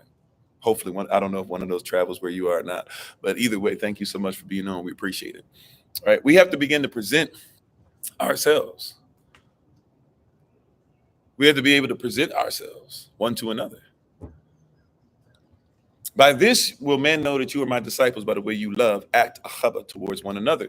What does your soul look like? I keep saying this over and over again. What is the soul of Yashda'el? What is the soul of how you eat? What is the soul of what you do? What does the psychology look like? Because the soul is what's feeding, the spirit is going through the soul to feed the flesh. The flesh is going through the soul to feed the spirit. Yeah, there's a huge difference between growing your own food and store-bought food. There always will be. Right? There's a huge difference between eggplants that are the original and eggplants that you get now.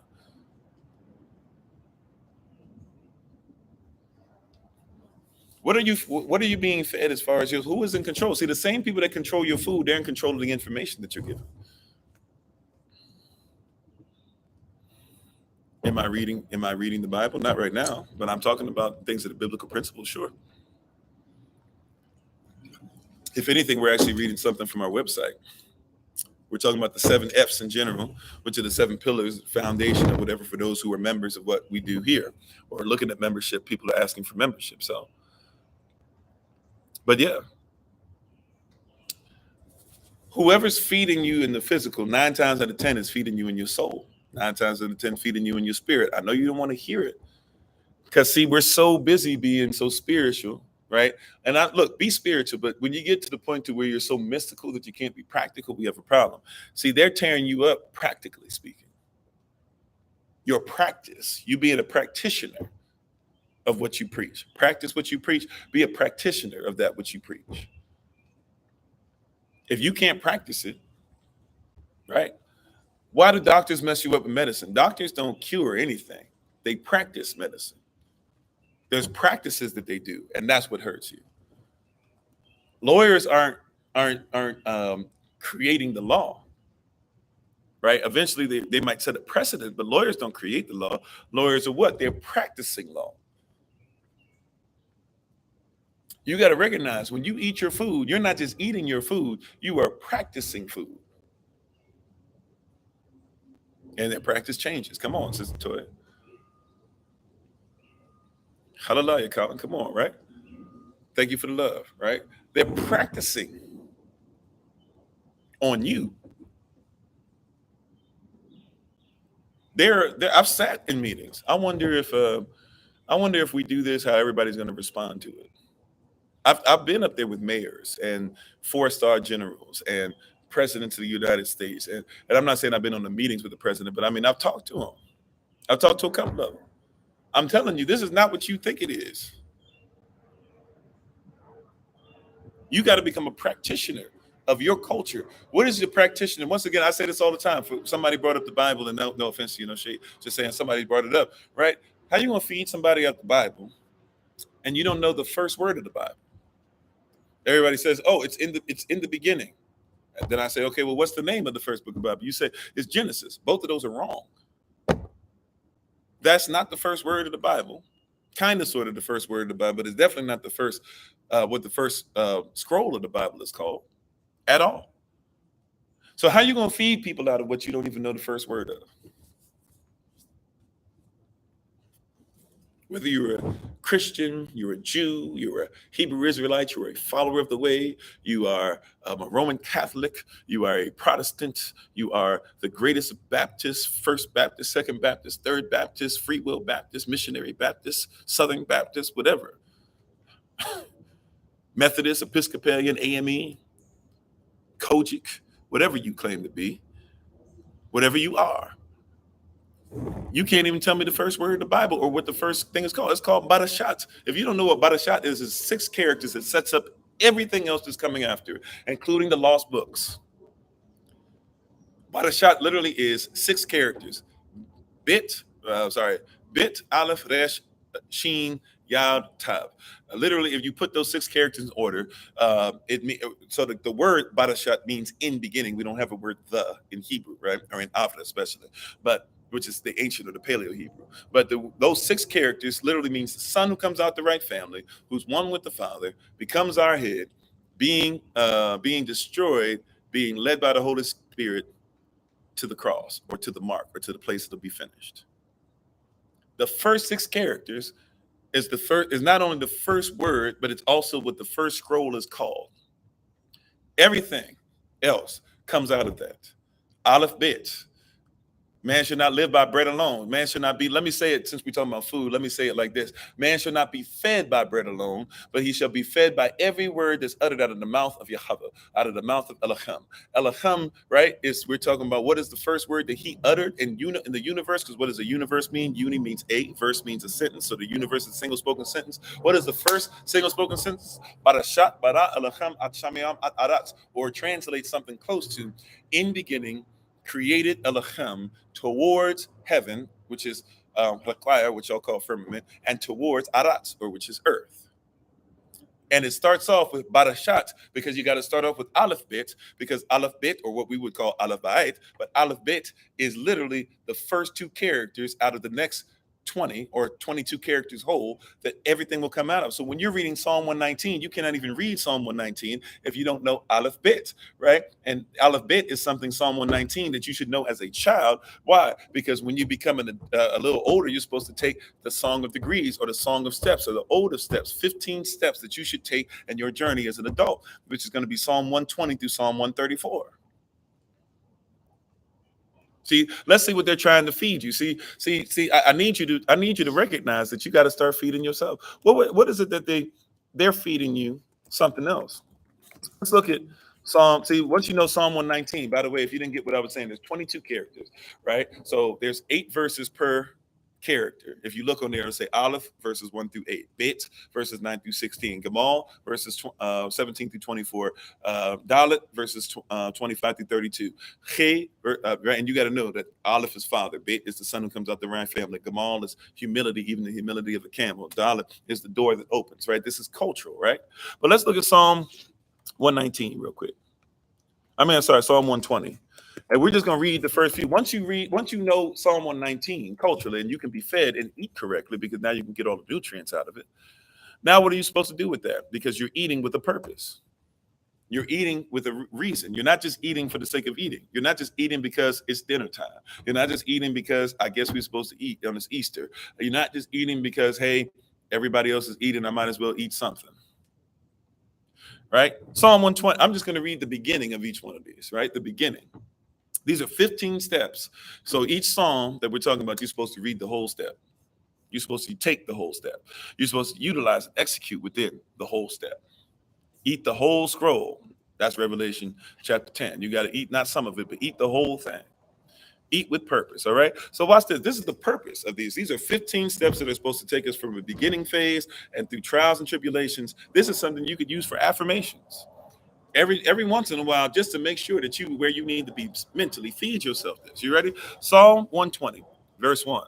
So I'm going to read just the beginning of each one of these. So Psalm 120 through 134 are the 15 steps or the 15 degrees that one should be able to go through in our culture. All right. This is what you're supposed to be fed. Psalm 120. Let's just read the first bit of it. In my distress, I cried unto Jehovah, and he heard me. First step. I'm in distress. What should I do in my distress? Well, according to your culture, according to the kingdom, in your distress, cry unto Jehovah. Why? Because he'll hear you. Here's the next step. Second step. Psalm 121. I will lift up mine eyes unto the hills, from whence cometh my help. My help cometh from Jehovah, which made heaven and earth. We just went back to bada shots. I'm not looking for my help from anywhere else. Said fairy tales and fables and all that. That's fine. That's great. Okay. Do you find anything that can be culturally relevant in it? Can you find anything that might be able to help? Or is your whole thing to say that you can't learn from it? Do you believe that you can learn from Mark Twain?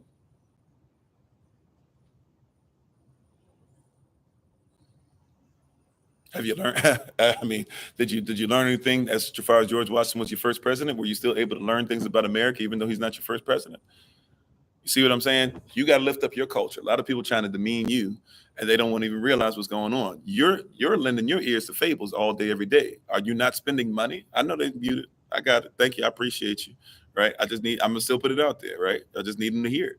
Right. Just because they muted it, just because they don't like what they're saying, you still gonna get a piece of this, a little bit. I can't throw all these pearls towards stuff because we get into a place where I got to figure out if you're worthy of the pearl.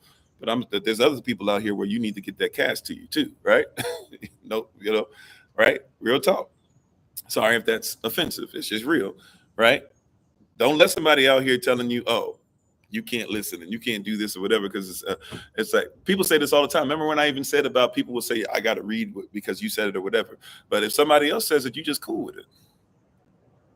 Why is it that, watch this, why is it that because somebody told you that Washington, D.C., if you're even still on, but for those who are listening, why is it somebody told you Washington, D.C. is the capital of the United States, but the United States is not a country by definition? According to United States Code, it cannot be.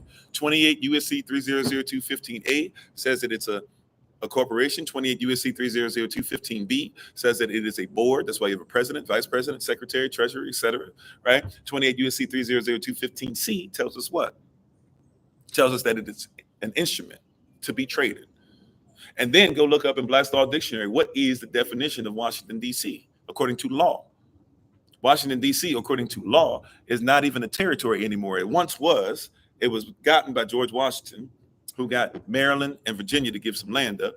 Virginia has since asked for the land back, but they don't get it back because Congress has no power outside of D.C., and D.C. does not exist unless it's subject to Congress. So therefore, even though they don't own the land, which, by the way, anybody in D.C. will tell you if you're a landowner there, that if you own land in D.C., or if you own something in D.C., you cannot own the land. You can only own the property. You cannot own the land, which means that they can take the land at any time if they find an excuse to.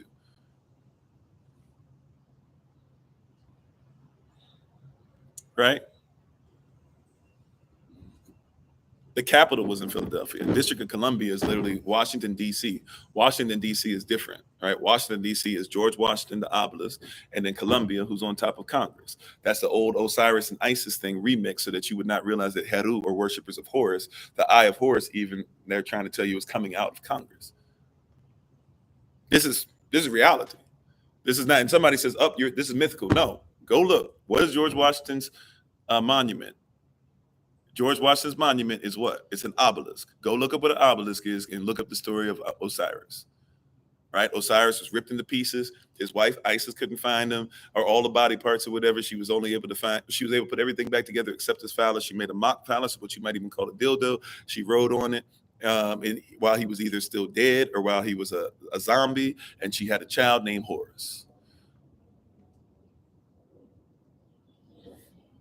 And then when you go to Washington, D.C., D.C. is not, by the way, the whole city. Washington, D.C. technically is really just the National Mall. So the other parts don't even belong to Washington, D.C. anyways. This is why Congress can't just go and be like, we're going to go to Texas and we're going to go ahead and do law over there in Texas. We're going to meet up in Houston. We're just going to do law over there. We're going to meet up in Prairieville and we're just going to do law over there. We're going to go to Kenosha, Wisconsin. We're just going to put law together. They can't. They have to do it in the Congress building. They have to. It's religion. You're being fed religion, but they're telling me that I'm leaning my ears to fables. Just because you don't know it doesn't mean it's not true. But see, if I were to just tell you that, somebody would say, nope, I need to study and you need, okay, fine, go look it up. I just gave you Black's Law Dictionary. I told you what it's going to tell you about Washington, D.C. as far as the definition of Washington, D.C. I just told you the story of Osiris and Isis, and go look up, right? George Washington, just like Osiris, whole body. Now, why is it important that I tell you Osiris's whole body was ripped apart, by the way? See, this is who's feeding you. Why is it important that I tell you Osiris's whole body is ripped into pieces? Why was that important that I did that? It's important because George Washington, they couldn't find his phallus, so to speak. He died because of syphilis. So guess what? They gave him an obelisk.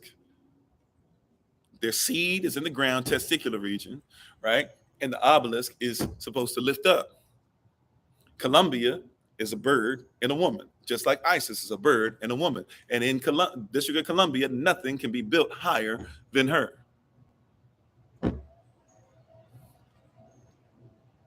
Right? And she flies around and then lands on top, and then she gives birth to people that are in the Congress building because that's where she resides. And what comes out of her is her child. Who is her child? Heru, Horus. The eye of Horus, therefore, is something that they're really big into their culture when they're trying to take over somebody else's culture. Either way, we who are even have Kemetic blood, we're supposed to have let go of that long time ago. But you're in a country to where that's still there. The Masonic mindset. But somebody would look at me and tell me that everything I'm talking about is fables. You live in a fable. You live in a fable.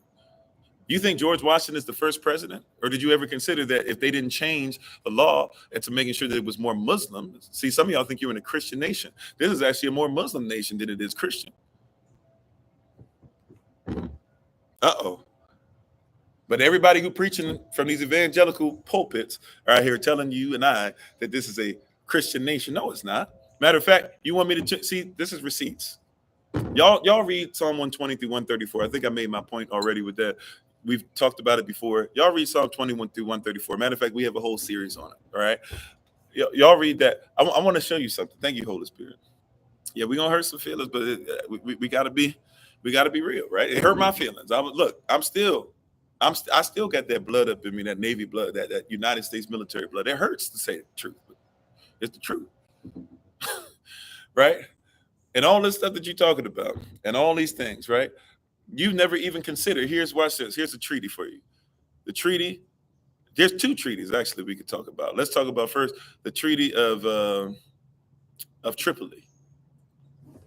Tripoli.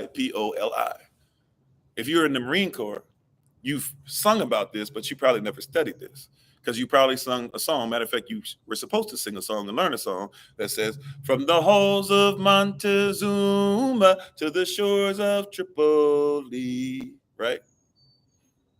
Sorry for being flat on the Tripoli, right? But the Tripoli, why is that important that you know about the Treaty of Tripoli? Why are they telling you that we as Marines, we go from the halls of Montezuma talking about what they were doing in Central America, right? You said husband was singing with me, okay? Hoorah, if you former Marine. I'm not a former Marine, I'm Navy, but thank you for your service. Yeah, we will fight our country's battles, right? Watch this. You ready? When they sing that part talking about Tripoli, you got to look up the Treaty of Tripoli. So what are they saying? Something happened from the halls of Montezuma. Montezuma's over here, indigenous to the Americas. But they say we're going over to the shores of Tripoli. We're going over to Africa. Oh, former Army? Okay. I don't remember the words today. This is off we go. No, is that Air Force? I forget Army. That's been a while. I used to have to play those songs from time to time. So I used to know them all. Anyways, it's been a minute. But nevertheless, right? They're saying something happened from the halls of Montezuma. So we took over where Montezuma was to the shores of Tripoli. Go read the Treaty of Tripoli. I believe there's 13 sections of it. You want to look at the 11th section. The first part of the first sentence goes like this. We, and this is America writing this out. They say, we are not, nor have we ever been, a Christian nation. Matter of fact, we have high regard for the Muslim faith. Why do you think they wrote that? See, it's not just what they feeding you physically. What are they feeding you even historically? Because it's his story, not your story, not even the story. It's his story. Why do you think that they wrote that in there? That we are not. This is what America said. They said, we are not, nor have we ever been, a Christian nation. As a matter of fact, we have high regards for the Muslim faith. Why do you think that they put that in there? It is because the first country to do business with the United States of America was a country under the rule of a Muslim sultan. You call it today Morocco. Why are they making it a point to say this? What is the context of all this? Morocco, the Moors, right? And even back then, they weren't even true Moors, but they were still people who had some tie with Moors. And really specific Moors, the ones who had rule that used to be in Spain. They had lost that rule in 1491, but they still supposedly had rule in Morocco. And what happened is America won their independence, so to speak, right? However, remember, the war starts in 1776. The Declaration of Independence is of what? 1776. George Washington does not become the first president until either, depending on how you want to flip it, 1789 or 1791. Let's just use 1789. That means that 76 to 89, what was going on government-wise? The war didn't last. The Revolutionary War did not last. Look it up for yourself. It did not last from 1776, until 1789. That means there was some kind of government in place. So if there was no president before George Washington, what did we call the people that were before George Washington? Well, actually, there were presidents, and we called them presidents. We know, how we know? Because we can look at what George Washington said when he's labeled two of the presidents as his favorite presidents, meaning that before he was president, he said he already had two presidents that he appreciated. But in your mind, we're supposed to have a 13-year gap from 1776 to 1789, or if you want to use 1791, that's a 15-year gap. But you're supposed to have a gap where there was no governance. We was just out here. It was the wild, wild east instead of the wild, wild west. And even if the first president was actually black, the one that we should actually go to be our first president, or your first, I'm not part of the United States of America anymore, or the United States Corporation anymore, right? But even if you want to call that your first president, he was black, he still didn't have black interest at heart. He's still a Mason.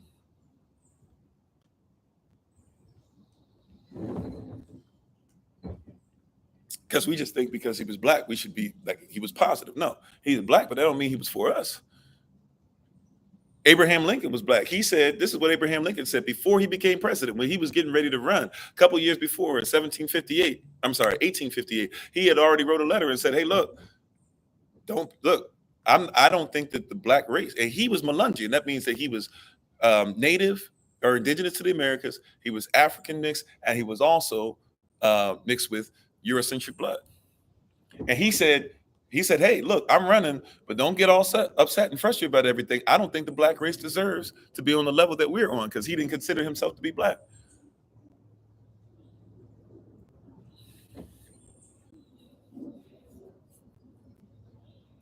Right? So that's why I'm always talking about culture.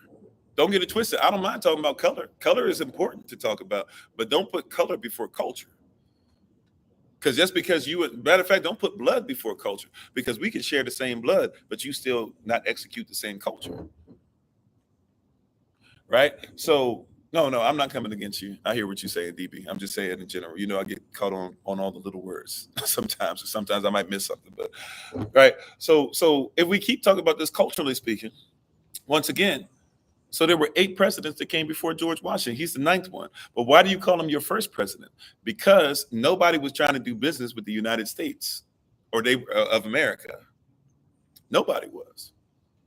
All of a sudden, a Muslim sultan says, we'll do business with you, but you got to change things up a little bit. You can't have that same constitution. I'm not doing business with you out here. And I'm out here saying that y'all can be full out into this whole weird Christianity thing and vibe or whatever the Masonic thing that you're putting out only. You're going to have to change that up some. But once I do business with you, what am I doing? I'm giving you a name.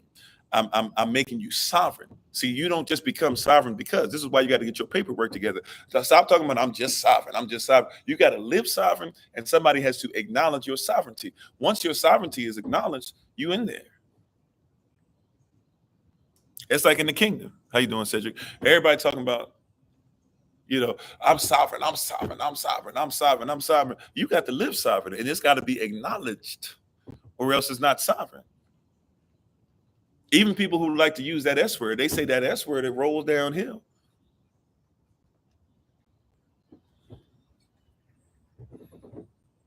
Authority comes from above. It don't come from underneath. You don't even have your stuff together. Talking about, I'm going to take my license plate off my car and I'm going to just start riding around with it or whatever. And nobody going to say anything to me because I'm sovereign. No, you got to be recognized. I'm gonna just start doing whatever I want on my land. No, your land got to be allodial. You know what I'm saying? Right? Everybody wants stuff without authority. You've been fed nonsense because the people who have authority want you to believe that you can do stuff without authority, and then they hem you up, they lock you up because you never had authority in the first place. How you doing, Brother Terry? You have authority to eat whatever you want. Doesn't mean it doesn't come with cancer.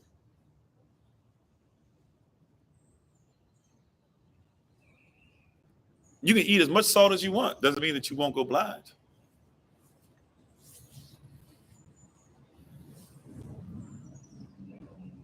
They'll tell you there's nothing wrong with this or whatever. Hey, man, you're just eating some stuff. It's all right. Go to the gym. You'll work all the salt out of your system. You did it. Okay, if it's so real, it don't matter how much salt you're about to have. Give yourself a bowl of salt today, and you come back and tell me how you feel. By the way, don't do that for real. This is for educational purposes only. I have to say it. I don't know why I have to say it, but I do because somebody's going to try it. But I promise you, if you ate a bowl of salt, it's not going to be, I don't care how healthy you are, it ain't going to work that well. People keep talking about do whatever you want, have no authority, do you. I'm just doing me. Live your best life. What does this even mean? Why are they feeding us this? What kind of food is this? What is going on with your psychology? Have you studied your soul? That's what psychology is. Ology is the study of, psyche is the soul. How you doing, Pastor Hamilton? I mean, are you studying this at all? We just out here saying stuff, and we're just being fed stuff, and we just regurgitate. And think about it. When you regurgitate something, what does that mean? You throw it up. It doesn't even fit. It doesn't even sit in your stomach. You ever thought about that? You're just regurgitating information. You don't want to regurgitate anything. You need to digest it, get rid of the stuff that should be in your system, and then whatever's there in you, you can now speak from what's there. I don't want you to regurgitate anything. If you regurgitate it, what we're literally saying is it doesn't even fit in your stomach. You ate it, and your body says, we don't want this. Get it out. And so you getting a bunch of stuff out and then trying to figure out why you weren't fed. Because if you're being fed something that you regurgitate, you haven't been fed. You just were introduced to something, and your body said, get rid of it. You hear what I'm saying? A lot of people are regurgitating it, but what you keep regurgitating, it can't stay in your system. Yes, falsehood. It can't stay in your system. Hey, how you doing? Right? I'm a Moor as well, right? I don't know if you mean more by whatever, there's different Moors, but either way, thank you for being on. How you doing, Shema Yashla? Right? Like if you're just regurgitating, it means that somebody's giving you something that you cannot digest, or your body says, if we keep this in us, we know it will mess us up. We will not survive, or we will have a tough time with survival. And it says, get it out. You're being poisoned. Exactly. You're being fed poison. But you keep spitting it out and you say, hey, look at that. And we're proud of it. Look at the poison on the floor, right? Everybody can't stand the smell of it. You've learned how to be able to stand the smell because you had to be enslaved mentally, physically, spiritually, emotionally, psychologically. And how you doing, Anubis, by the way, if I didn't say so? It's time for us to come out of that. Is it not? How many more years do you have to keep regurgitating something before you say, I need something that I can digest?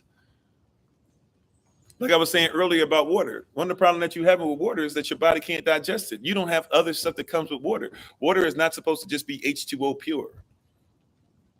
Water is supposed to be H3O2. Water is supposed to be something that comes from a river or from a well. It has nutrients that are with it.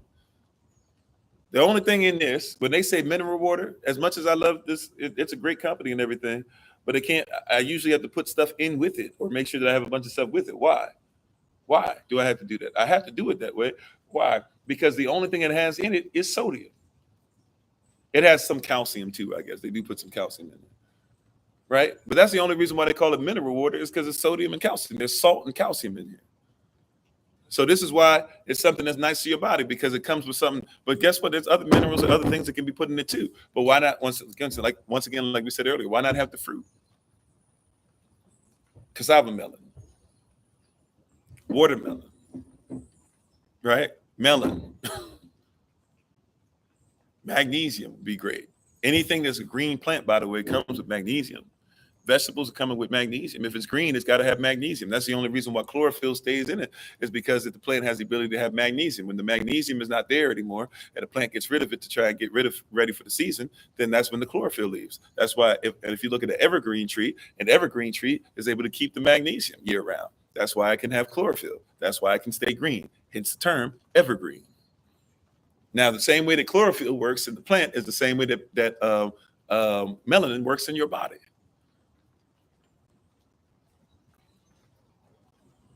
Why has nobody ever taught us this? Why has nobody ever taught us this?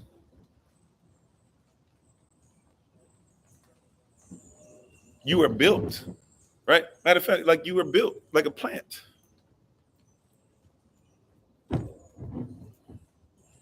When you breathe out, you help plants to live. When you breathe in, plants help you to live. And you breathe in and out what's in Lakaya, what you would call heaven.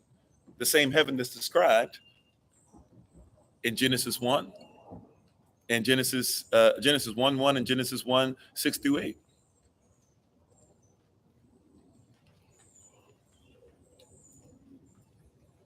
And how you doing, Sharice? Thanks for being part of the community.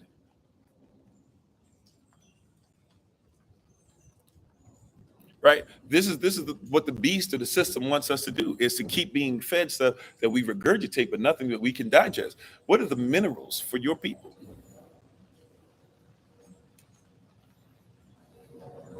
Well, I'm glad that you eat vegan. That's great.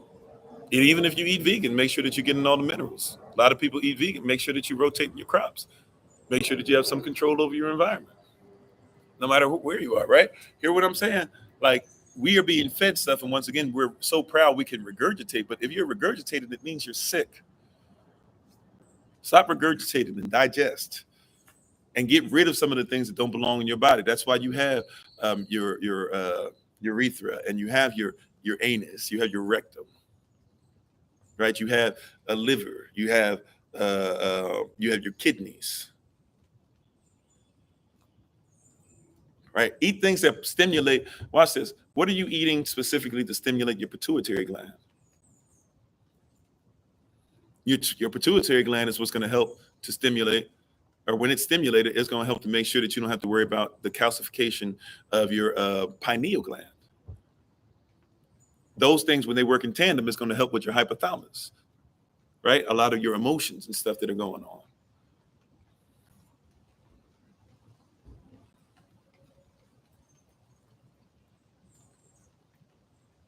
Right? And even when they use these terms, carbon is still going to be influenced by what? By melanin. Right? Carbon, whatever you want to call it, we're dealing with the same thing. People are going to argue, and I'm not coming against you. I'm just saying people are going to argue the terms and all this stuff. I'm just trying to tell you, you better be in a position. Somebody said it's freezing up on TikTok. Is it freezing up for everybody? Oh, it was? Okay. Well, is it still freezing up? I can only go off of what I see. Okay. All right. So, but yeah, we have to be in a position where we're having this conversation. Who is feeding us? Because once again, like I said, whoever's feeding you physically is feeding you spiritually. They're also feeding you psychologically. The same person that had you on ham hocks, on pig feet, on what is the one that y'all hog head cheese, on chitlins or chitterlings. Hey, how you doing? Right? How you doing, Catrice? The same people that had you on those things and had you on that path are the same people who you worship or teach you how to worship.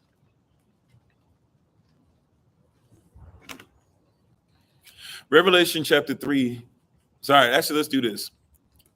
Let's be canonical. Let's go into the Bible for a second. I know this might turn some of you off, but I want to show you how much culture is not even instituted in the Bible, right? I want to show you how much culture we don't even think about who wrote the Bible, because it wasn't the people that you think it was, right? Let's read something that's very powerful. Let's go to Revelation chapter 2, verse 9. And I'm not going to turn there.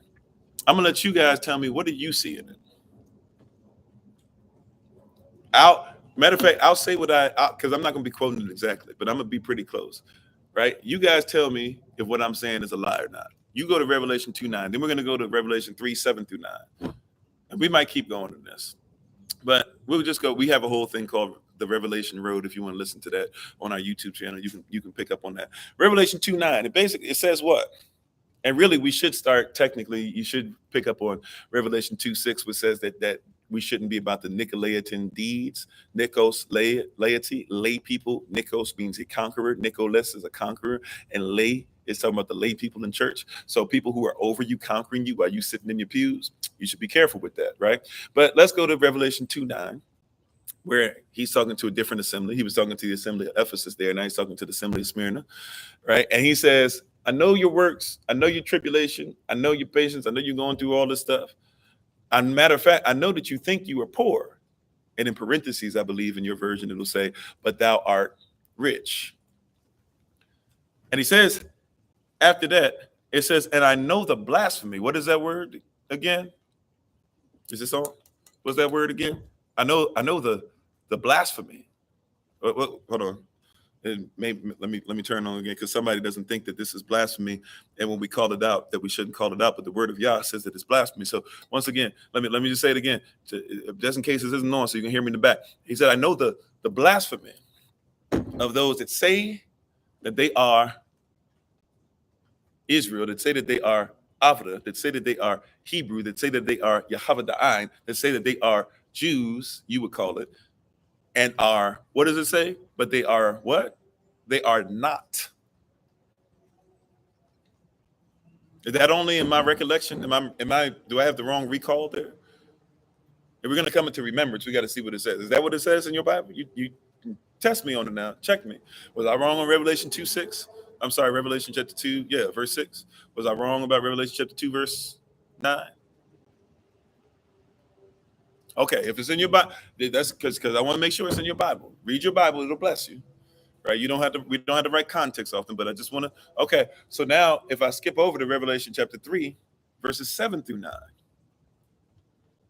Actually, I'm sorry. Before we do that, we would be remiss if we skipped over Revelation chapter 2, verse 14. In your Bible, does it mention something called Balaam doctrine? Revelation chapter 2, verse 14. Does it mention anything called Balaam doctrine? Because if it does, you've got to know about Numbers chapter 22, 23, 24, and 25, where Balaam was a prophet who was not an Israelite, but was called to be a prophet, was offered gold and almost ended up dying because he was going to sell out Israel for some gold.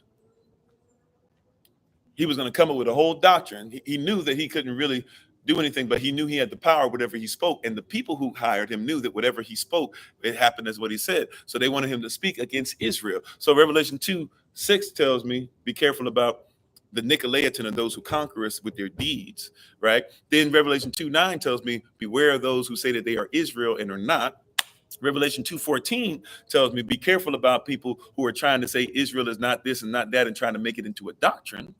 But then Revelation 2:15 right behind it says, it mentions the Nicolaitans again, but this time it doesn't say Nicolaitan deeds. It says be careful about Nicolaitan doctrine. See, the deeds of these people who are trying to conquer you, who are trying to say that you are not Israel and that they are, and that are trying to come up with the same thing that Balaam did to pay off your own people, your own prophets, get these people who aren't even Israelites, are called to preach, but aren't even going to preach the truth all over society today. And it says be careful about them. Why? Because now it's going to go from Nicolaitan deeds to now Revelation 2:15, Nicolaitan doctrine. This is what they're feeding you. It's doctrine that causes you to be conquered. You keep talking about common sense, but if you're in the kingdom, how can you be royalty and have the sense of a commoner? Something ain't right about what they're feeding us. Uh-oh. Come on, somebody. This is why if we talk about membership, this thing go deeper than what you think it is. How you doing, Chase? Thanks for being part of the community. Is it in your Bible? Did I say anything that's not in your Bible? I want to be careful. How you doing, Sister Nadine? I want to be careful. Is it in there? Because if it's in there, then we gotta operate as if it's real. You say that the Bible's real. Okay, that's what it says in there. All right. Okay. Now let's go to Revelation 3:7-9. Now we're going from the second. We've just read the first assembly, Ephesus, the second assembly, Smyrna, the third assembly. It's not Thyatira, it's Phrygia. I could be wrong on that. And now we're jumping to the sixth assembly, which is the assembly of Philadelphia, the assembly of brotherly love. Amen. I refuse to have the voice or the mindset of a thought process of a comment in myself. This is all your culture. This is all your word. This is all your scripture. This is all your surahs. This is in there. This is you. This is Yahashua talking to you. He said he's coming back for you. He ain't coming back for everybody else unless they're grafted in. He's not coming back for anybody that's not. Y'all still are grafted in. Anybody who wants to be grafted in, come on in. But this ain't for everybody, right? Revelation 3:7-9. What does it say there? Now, I know I'm going to be a little bit out of order on this, but I know I'm going to start off correctly. Revelation 3:7, I'm going to call this 7-8 because I'm not sure if I'm going to put some of this up in verse 8 and verse 7, but y'all read it to tell me if I'm wrong, okay? Y'all read it. Y'all read it. This is somewhat alkaline, but you got to put some other things in it, to be honest with you. You got to put stuff in it to help it to be alkaline, but it's better than most. That's why I get it. It's better than most.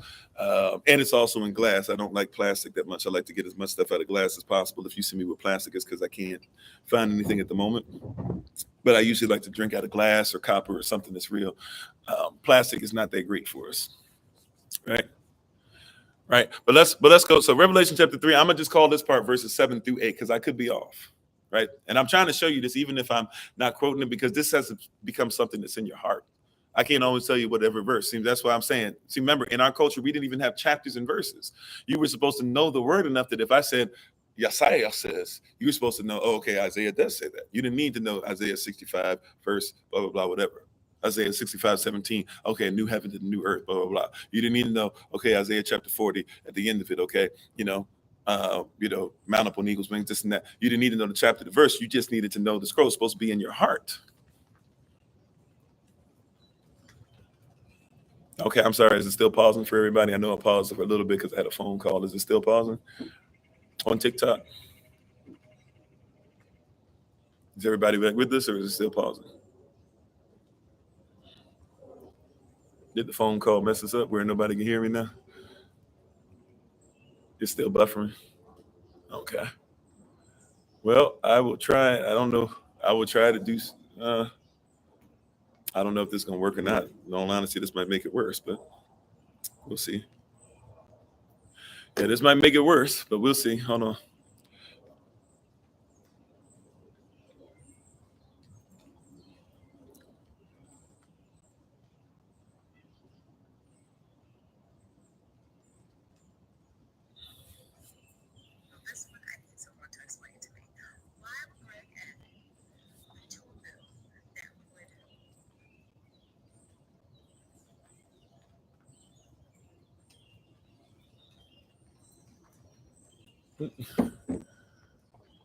What is going on?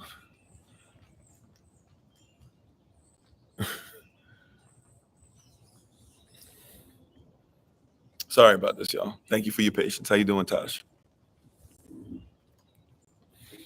All right. Is it still buffering? Is it still buffering? If not, the only other thing I can do is is it buffering though? Okay. Yeah. All right. Okay, cool. Cool. Amen. All right. So where are we at? Oh, Revelation. I'm gonna call this Revelation chapter 3, verses 7 and 8. I'm not sure. I'm not sure.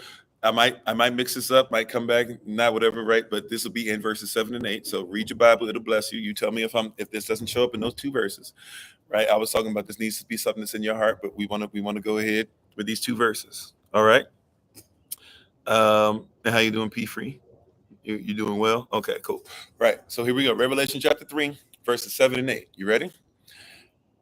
I know I'm gonna start off right. Yehoshua says, I'm the one who is holy, I'm the one who is true, and I'm the one who has the key of David, or the key of David. Now remember, the word David means beloved, and David is written Dalet, Vav, Dalet. The two Dalets mean the doors, and Vav means one who was nailed to keep the doors in position, to keep them open. Dalet, Vav, Dalet, right? Okay. Okay. So he says, I'm the one who's holy, I'm the one who is true, and I'm the one who has the key of David, right? The doors, and has that key and keeps it open. This is why he then says that I shut doors that no man can shut, and I open. I'm sorry. Shut doors that no man can open. I open doors that no man can shut. He says you only have a little strength, right? Okay. Now Revelation chapter 3 verse 9 sounds a lot like Revelation 2:9, but then he goes even deeper. This is two different assemblies he's talking to, by the way. Really, technically, we've dealt with 4 assemblies at this point. But if you're talking about Revelation 2:9, Revelation 3:9, this is the assembly of Smyrna and the assembly of Philadelphia, 2 different assemblies. But it's going to sound, Revelation 3:9 is going to sound almost exactly like Revelation 2:9, but it's going to go in a different direction. Revelation 2:9 says, I know the blasphemy of those that say that they are Israel and are not, but are the synagogue of the Satan. Be careful about them. I know you're going to have to be in jail. You're going to have to do this. You're going to have to suffer for 10 years. But he says, after all that, I got a crown waiting on you. However, Revelation 3:9, he says it like this. He says, I know the blasphemy of those that say that they are Israel, Yahweh the Ain, Jew, whatever, and are not. He said, I'm going to have it to where they're going to learn to worship at your feet, or they're going to come sit at your feet. That means to learn from, and they're going to learn how to what? To worship, because we are not to be worshiped, right? Therefore, we're teaching them how to worship. And he says, I'm going to show the world the system that had the same Balaam doctrine we're supposed to be worried about. He said, I'm going to show the world that taught you something different. I'm going to show the world that I have always loved you. In other words, the time is coming, and I would say, and now there is, where you need to start feeding yourself, because you were taught that you weren't loved by the world. But Yehoshua says, I'm going to show the world that I've always loved you. They're going to try to close doors on us whenever we try to do things. But he said, don't worry about them. He said, don't worry. You don't have the strength. He said, you have a little strength. He said, I'm going to open doors that no one can shut, and I'm going to shut doors that no one can open. As much as they try to shut us down and cancel us and try to lie and say we did this and that and all this stuff or whatever, as much as they do that, we still on TikTok, we still on YouTube, we still on Facebook. We're still visiting everybody. We're still learning, we're still growing.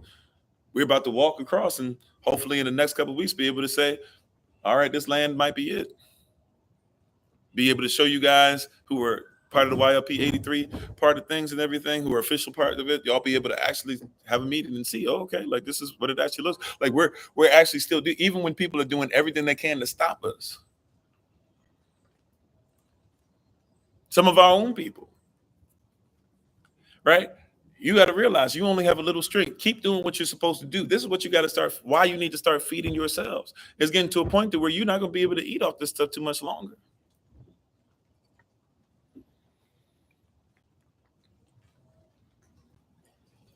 That's why you got to be all in on your food, physical food, spiritual food, emotional food, etc. You have to be all in. Right? But I would be remiss, see, because a lot of people jumped off. I can see people jumping off because they like what I was saying there. But let's keep on going, because I'm not going to stop there.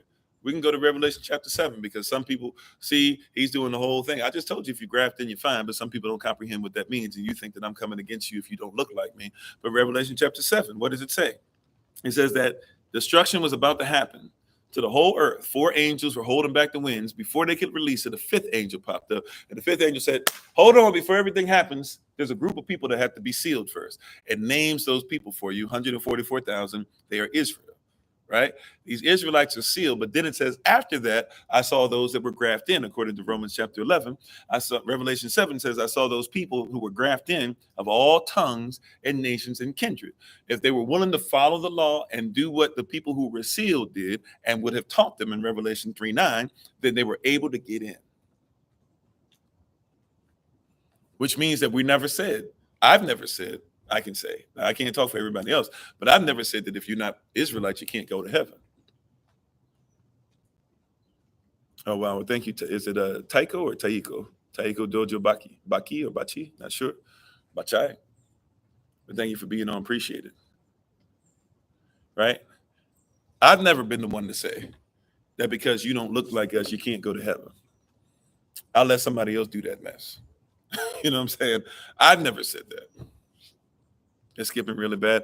Okay. Only other thing I can do is I can try and switch to the Wi-Fi. The Wi-Fi is probably going to be worse than this, but that's the only thing I got left. Hold on.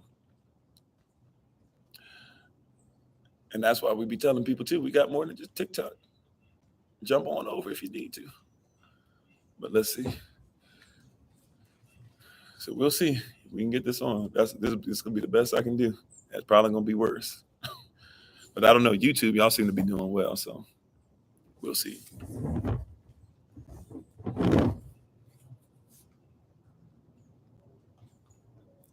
All right. So I switched over to the hotspot. This is about the best I can do. If it's skipping, I would assume it's probably be worse, but maybe it's better than what was there. How's it coming on TikTok now?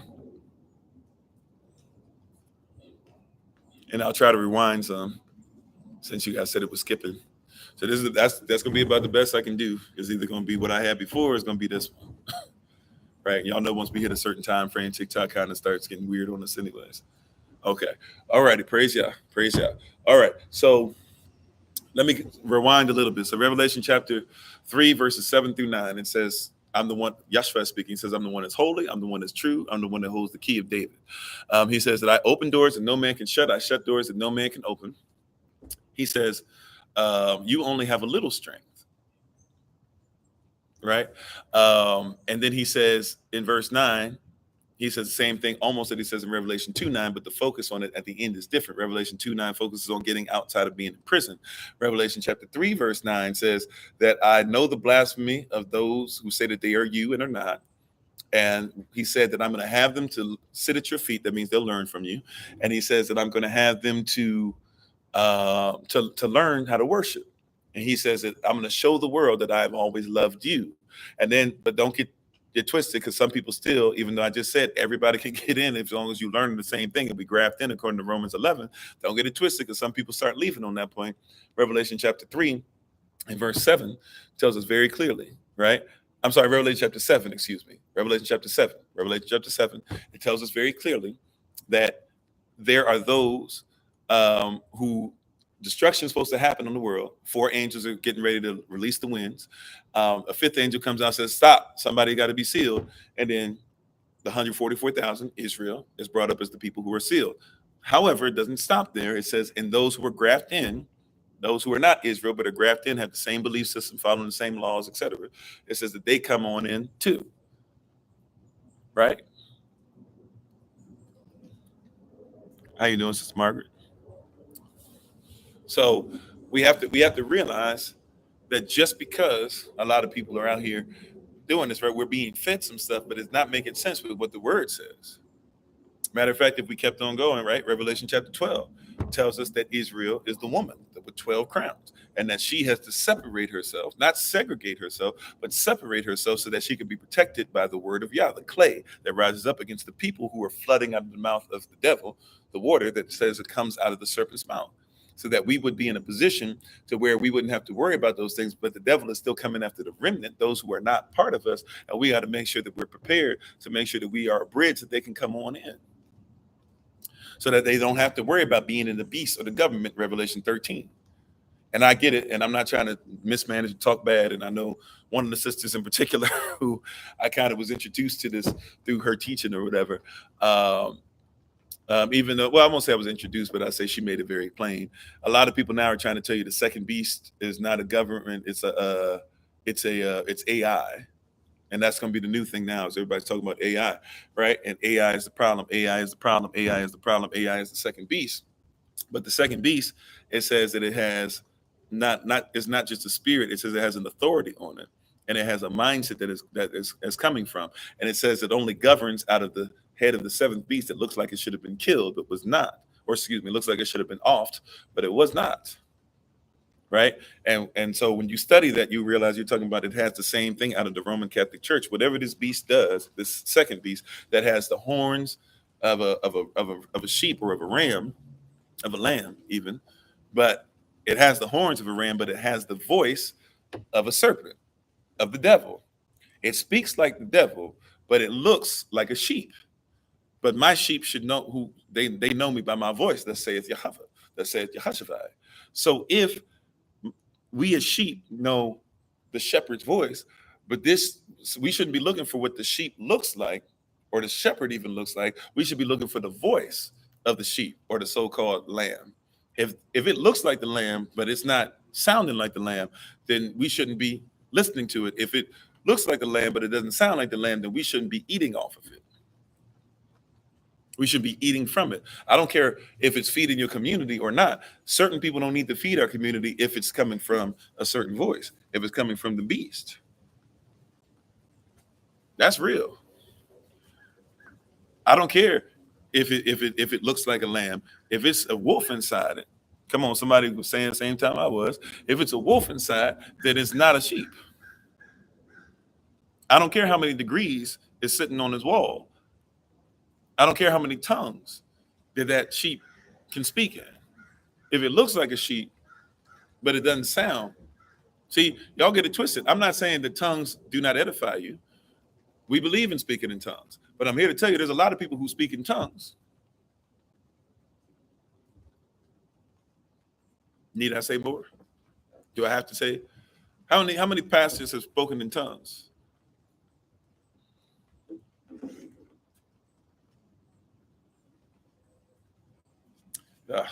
Okay. How many pastors have spoken in tongues but cheat on their wife? How many preachers speak in tongues and tell you that the enemy? I wish I had a church that speaks in tongues so we could confuse the enemy. The devil knew tongues before you were created. What are you talking about? You're not speaking in tongues to confuse the enemy. You're speaking in tongues to edify.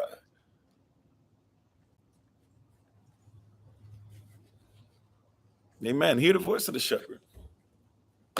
I'm going to give you shepherds after mine own heart.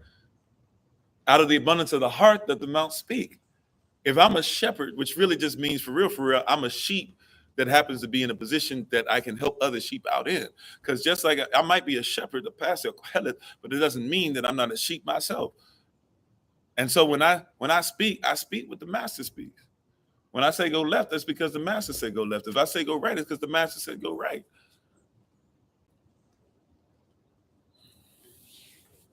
If I say invest, it's because the master said invest. If I say tithe, it's because the master said tithe. If the master don't say tithe, then don't tithe. But you say my sheep, he says my sheep know my voice. If you're a sheep, you should know the difference between a baa and a sheep and a serpent. They both come from animals, but they don't even sound the same. Come on now. They both come from animals, but they don't even sound the same. If I hear a sheep or a goat, even it might like do a little something to me as far as I wasn't expecting to see that out here.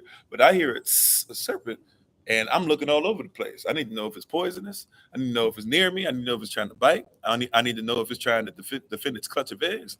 Like, I need to know. You need to know the voice.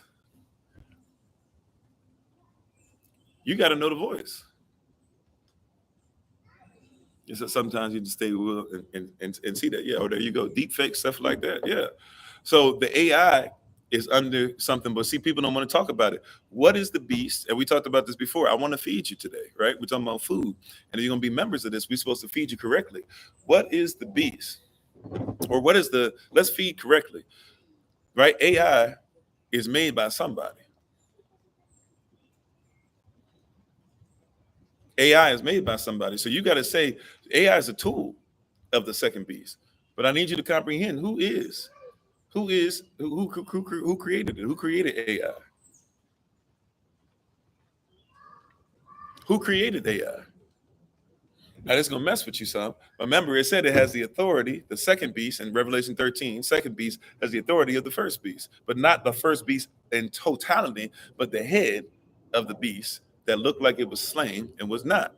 That was the Roman Catholic Church, 1798, right? You get time times half a time. That's 1,260 years. Go from 1798, 1,260 years back. What was that? That was 538. 538 AC is when you get the Justinian decree. The Justinian decree is what? When the Roman Catholic Church said what happened in the 100 years prior, in the century prior, they say 100 years prior, or not 100 years prior, but in a century prior, Justinian helped to make sure when the 2 feet on the statue and the 10 horns, and 3 of the horns were plucked out, 10 tribes that went against the Bishop of Rome, who's technically the first pope, right? And he goes against them, and Justinian destroys 3 of those tribes, and nobody comes up against them again, and there's only 1 horn sticking straight up. But 1,260 years later, Napoleon, he says, Napoleon Bonaparte, excuse me, he destroyed, he has the Pope killed.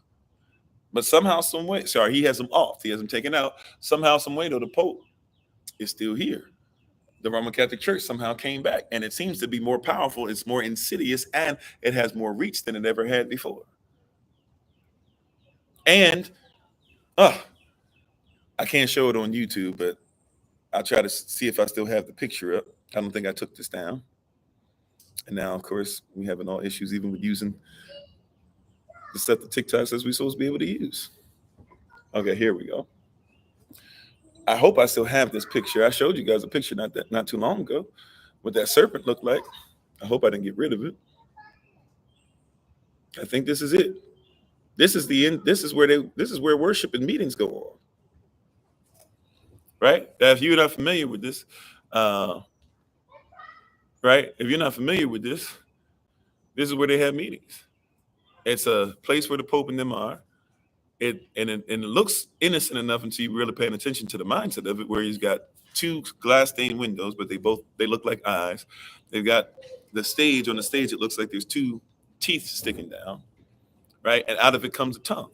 Serpent has a tongue. And if you look at it carefully, right, it's forked tongue.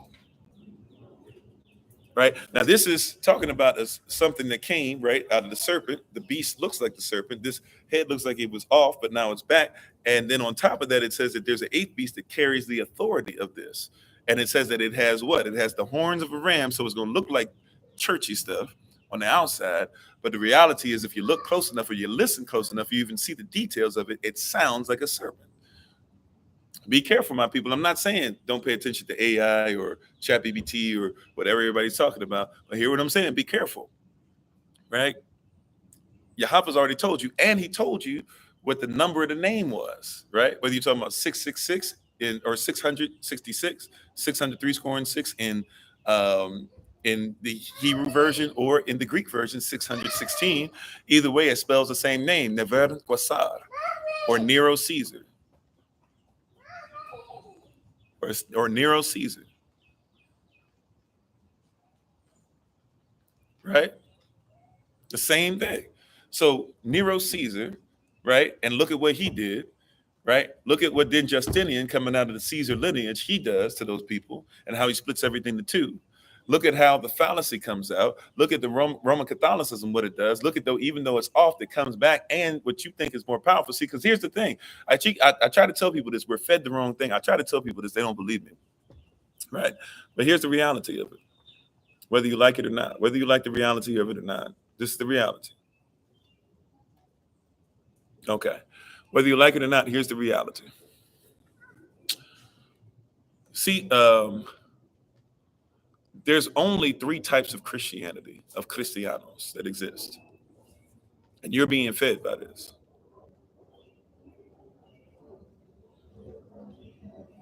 There's only three types of Christianity that exist. I'm sorry to tell you. There's only three. Either you are Orthodox, so be careful because everybody acts like if it's African Christianity, that means it's the original. No, no, no. When they say African Christianity, we didn't have Christianity. We had the scrolls. We had the Savah, what you might call the Kefir. We didn't have Christianity. Christianos is not a term that we use. It's not of our languages at all, right? So either you're Orthodox, that means that you're basically Eastern Rome when they split up. You're Roman Catholic, which means that you were the Western Rome that was there. Or when you had the Protestant movement, basically when England now separates from under the Pope and now King Henry the Eighth, right?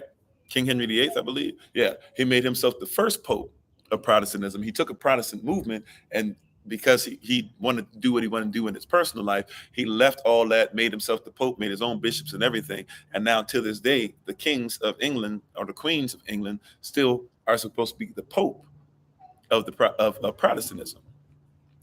Everything else that comes out of it, you fit under one of those three categories if you are Christian. And people don't notice, but when you, what's the name of those groups that be singing and they fill up stadiums and their music sounds great and everything? They're always Christian rock. But what's the name of those groups? The big ones that y'all know.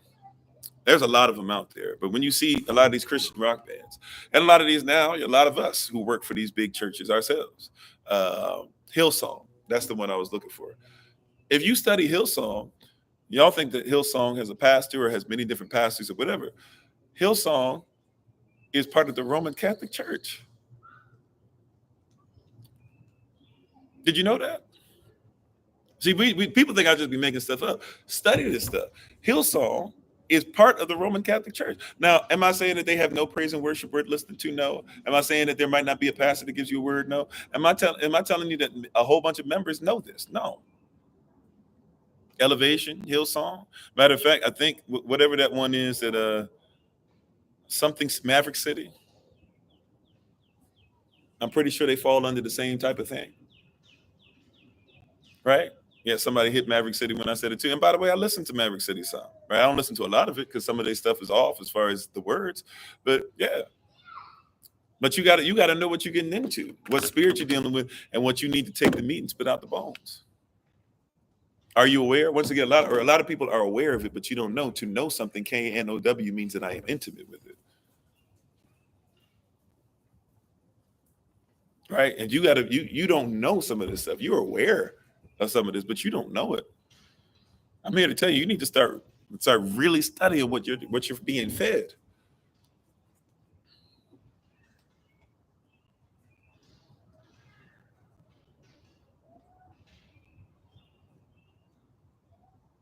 You got to study what you've been fed. Yeah, it's unfortunate that you can't just go to a place of storage because that's what we used to do. See, it's that they studied you. They know what your DNA is. They study what you're supposed to do. They know that you bring the tithes. You bring the tenth of what you have into the storehouse. That there might be meat in the house for your family, for your husband's family. They know that. So what did they do? They gave you all these stores. None of them owned by your family, though. You're supposed to bring the food into your family, but all your food goes into somebody else's store. Matter of fact, you don't even have food. All your money goes into somebody else's store.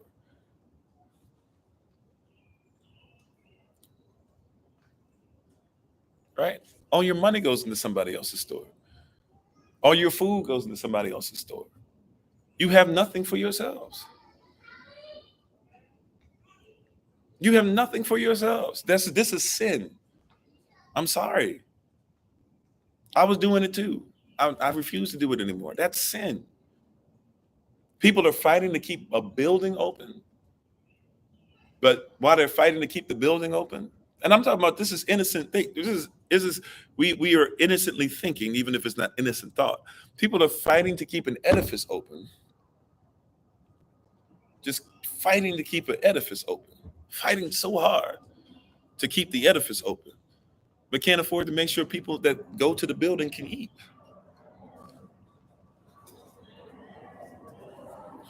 Right.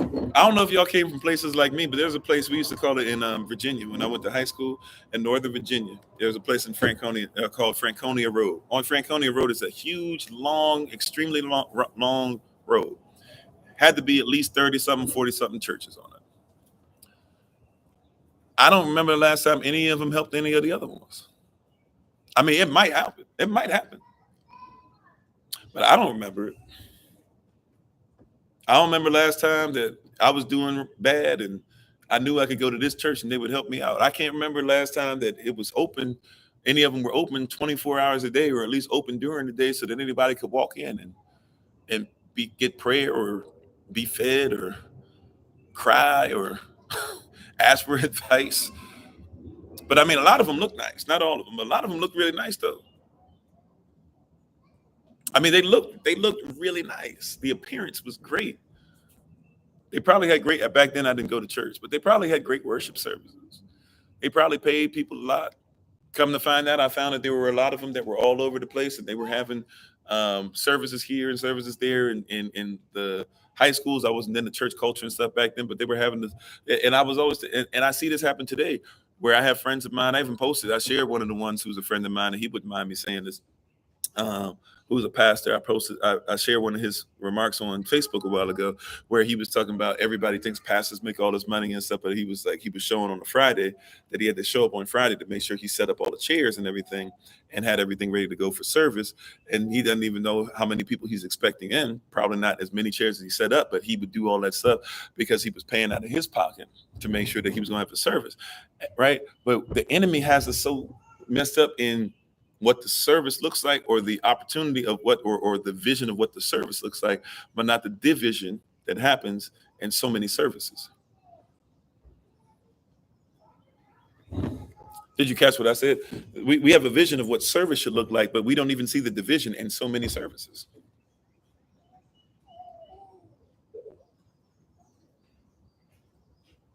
I pray that we never get so big that Kofi service is over here and Tamara service is over here and Joseph and Sharon service is over here and Anais service is over here. And I mean, I hope that we never get so messed up that we forget it's about, like we talked about on Tuesday, it's about family. But we're feeding people deception and division. And you feed people division long enough that they get the seed to be thinking that the division is actually vision. But see, it's that deceptive. All I got to do is add 2 letters or something, and but tell you it's the same thing, and you'll forget. You'll forget that we started off as one. Oh, I'm talking to somebody's marriage right there. That's going that somebody need to eat that, right? You'll forget that you started off as one. This is my account. What you talking about? This is the way I do it over here. What you talking about? I ain't no what. Yeah, he always has us as a whole. This is one of the things that, Sister Sherry, this is one of the things that the Holy Spirit revealed to me a long time ago. I had a dream. I've shared this before. I had a dream. I don't even remember a lot of dreams, to be honest with you. I don't even have a lot of dreams, period. But when I have a dream, I try to pay attention to them. And but this is one that always sticks with me. I have to remember them real quick and know what it is in that season, because after that, I can't even keep them in my brain anymore. That's why a lot of people journal their dreams. But this one in particular, I had a dream, and this one sticks with me all the time. I woke up, and I was a little child, and I came outside, and there were a bunch of tents. We were in the desert, and I realized they were speaking Avda, or what we call Paleo Hebrew, ancient Hebrew, especially around the time of Moses. And Moses was standing there, and he patted me on the head, and I saw everybody walking around, going across stuff. Just because Moses came through, like Moses is a great thing that came through, but everybody didn't stop what they were doing. You know why? Because Moses was not some separate person by himself. He was part of the family. If we were out there in the wilderness, Moses would have been out there, and he might have just said hi. He might have talked to little Kofi, or I would have been Kofi back then, but he might have talked to Kofi and been like, "Hey, what's up, man? How you doing?"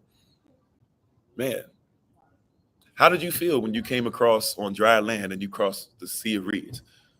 I mean, he would have been there pastoring me, talking to me. He would have been able, I would have reached out and touched him. He would have hugged me. If I tripped and fell, he might have been one of the first people to come over. You all right? We have this weird thing in our head. We've been fed by people who want to divide us for so long that we think that division is a natural consequence of kingdom building. It sounds weird when I say it that way, but in our heads, we think that division is a natural consequence of kingdom building because everybody's in the kingdom, but everybody has their own service.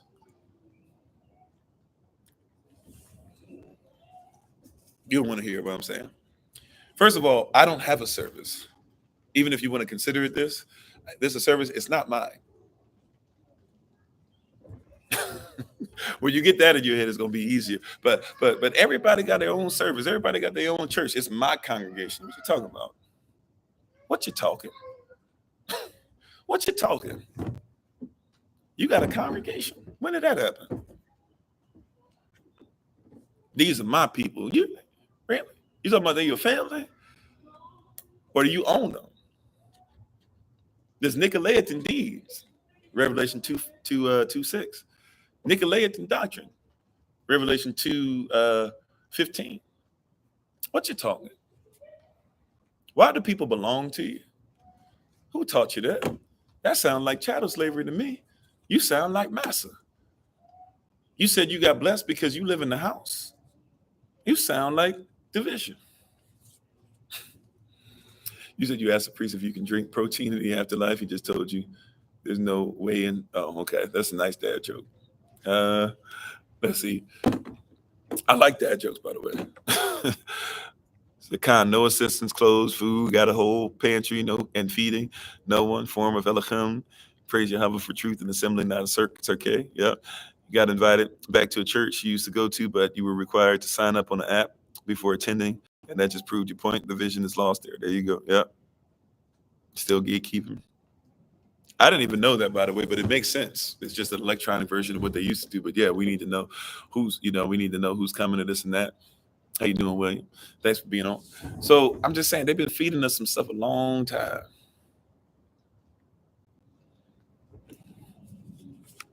The 12 tribes were given 12 duties to give cohesion to the kingdom. Yep. So even the 12 tribes had their own thing. Naphtali, you the athletes. Benjamin, you the front line. Right? Reuben, you firstborn, so you look at things in a different regard. Levi, you the priest. Judah, you praise him. Right? Dan, God, you're talking about judgment, stuff like that. I mean, this is stuff that was there. How you doing, Wanakatash? Right? This is stuff that's right there for us. How you doing, Cedric? And we've forgotten the importance of community and the importance of family. We've talked about faith. We've talked about family. And today in the 7 F's, we talked about food. And see, membership is important when you're going to become a member of the family. This is why I keep saying this over and over again. This is remembership. We used to be members of a family. We lost that, right? And we became dismembered from ourselves. And now it's time for remembership to come into remembrance. This is not just recall. This is not just saying that you are better than somebody else. This is not just saying your belief system is better. This is not just that, some of these things. This is talking about us coming back into being a family. If it's not family, I don't want it. Everybody's international. We're internationally based. We're internationally based. What they're trying to say is it doesn't matter where you come from. Doesn't matter what culture you come from. It dang sure does. And if you don't like it, I'm sorry. Like but that's not truth. How are you going to tell me respect all cultures and at the same time say your culture doesn't matter in the kingdom? If it's not family, I don't want it no more. And if that means I can't preach in front of thousands anymore, you know what? I'm cool. I barely did that before I decided to step out anyway. I said I stuck around long enough. Who knows? Maybe I could have been, on TBN. But when I look at TBN, it seems like it's a bunch of stuff that's kind of crazy nowadays. I don't know if I want that.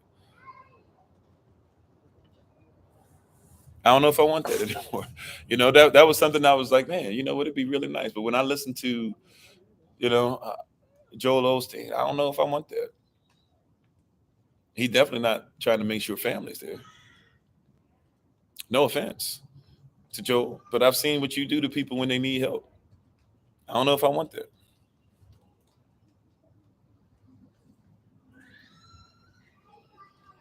Right? No shade. That's just you preach it and it sound nice, but I don't think I want that. If my people mean that little to you to where you let them drown, but then all of a sudden you want to march with the family to say that we're all united in gun violence, I don't know if I want that. Yeah, it's not my culture. It's not my standard. And you do you. If there's some of us, right, who want to go to you or whatever, they can be the remnant out there and they keep getting picked off by the beast. And I keep praying for them that they come back, but that's not my focus. My focus is my family. And this is when people start saying that you're wrong, you're bad, or you're just as bad as this, or you're reverse racist. Call me what you will. I don't think there's anything wrong with saying that, hey, if you love me, right, then let's get it. And even if you don't love me, I can still love you. But see, you think that love means, see, when it says love your enemies, Yahshua never said loving your enemies means that you allow your family to be picked off by your enemy. If my enemy's hungry, I'll feed him with that long handled wooden spoon. no, no shade. I'm just saying, I'll feed you though. I got you. There's a lot of people who've spit at me and called me the N-word and still left with a plate when we were feeding the homeless. That sounds wild to some, but I signed up for it. I'm cool with that. But don't think that when we have the event September 29th that you're gonna come too. And you can say that's wrong. Don't think that means you can call me an N-word there and I'm not gonna knock you out. But then you think that you're gonna get an invite to my residence.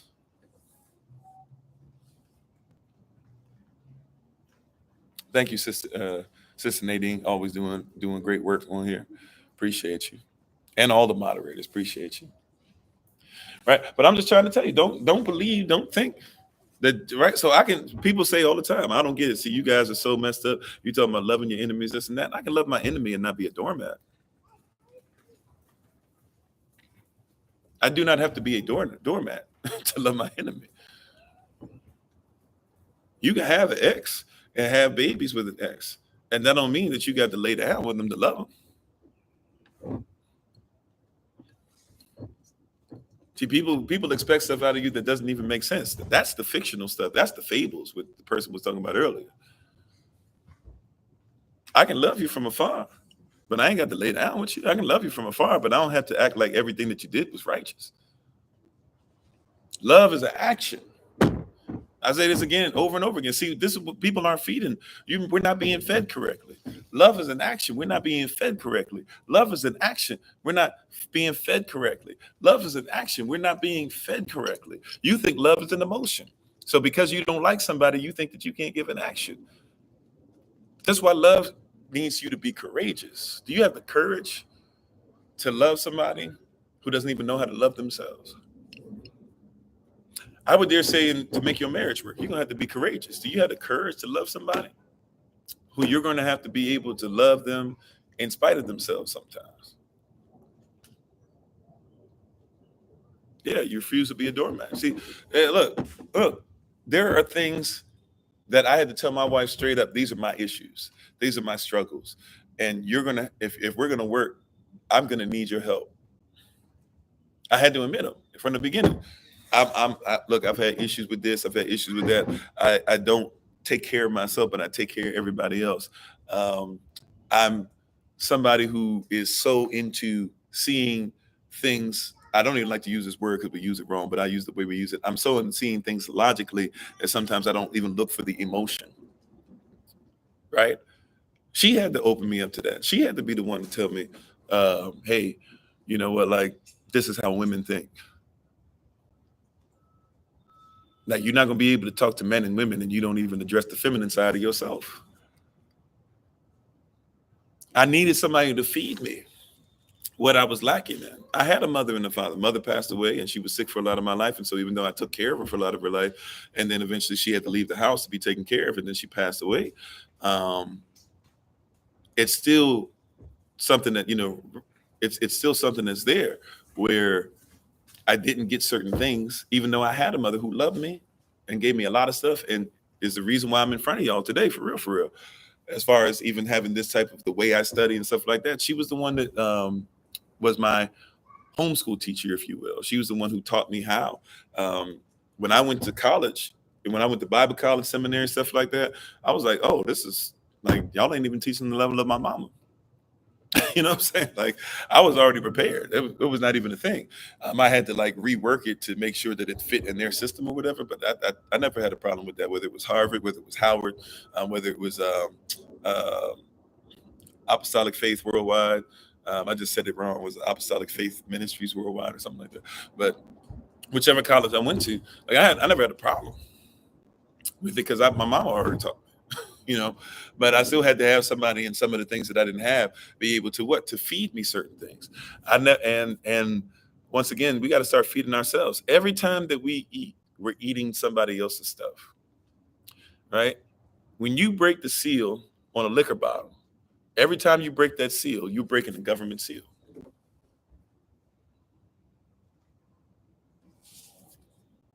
Every time you drink from a liquor bottle, you break a government seal. They have to approve it. Every time you get in your vehicle, you've already registered it with the state. You've registered your life with the state. Your children are registered with the state. Your whole life is beast governed.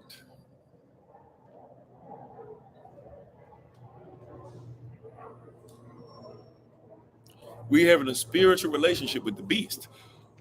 To be spiritually married to the beast, in our culture, sex is marriage, marriage is sex. But we're talking about bestiality. Bestiality is nasty, isn't it? Are we supposed to go away from that? You said, what's my point? My point is already being made, right? And if you would peel off the clothes and all the veneer and stuff that has to be have you be naked, maybe you could actually, or you could actually be naked enough to actually see that maybe somebody might be able to give you some kind of clothing that would help you versus needing to be naked and have everybody see everything and stuff like that, right? But hear what I'm saying. For those who actually have an ear to it and are not just coming on here trying to say after a few seconds of listening, I'm already going to deny everything that you've ever said, right? And this is part of the problem too. Part of the problem and part of the issue that we're having now is that we're dealing, if we be honest, part of the problem, part of the issue that we're having is that we can't listen to anything. Your mindset is one to where you can't be taught, you can't be reached, you can't be loved.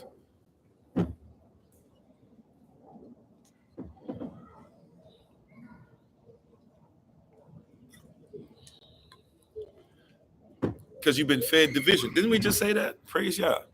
How you doing, Sister Snap? Did we not just say that recently? Praise y'all. That they feed you division, but all they do is erase two letters, and you think that vision is division.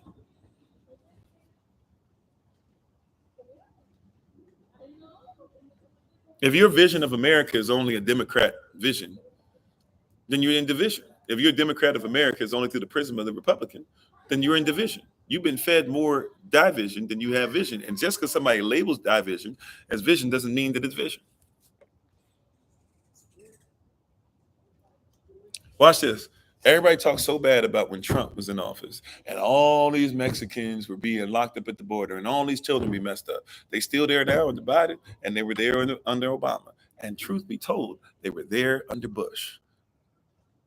Doesn't matter who's in office. It's the same thing happening.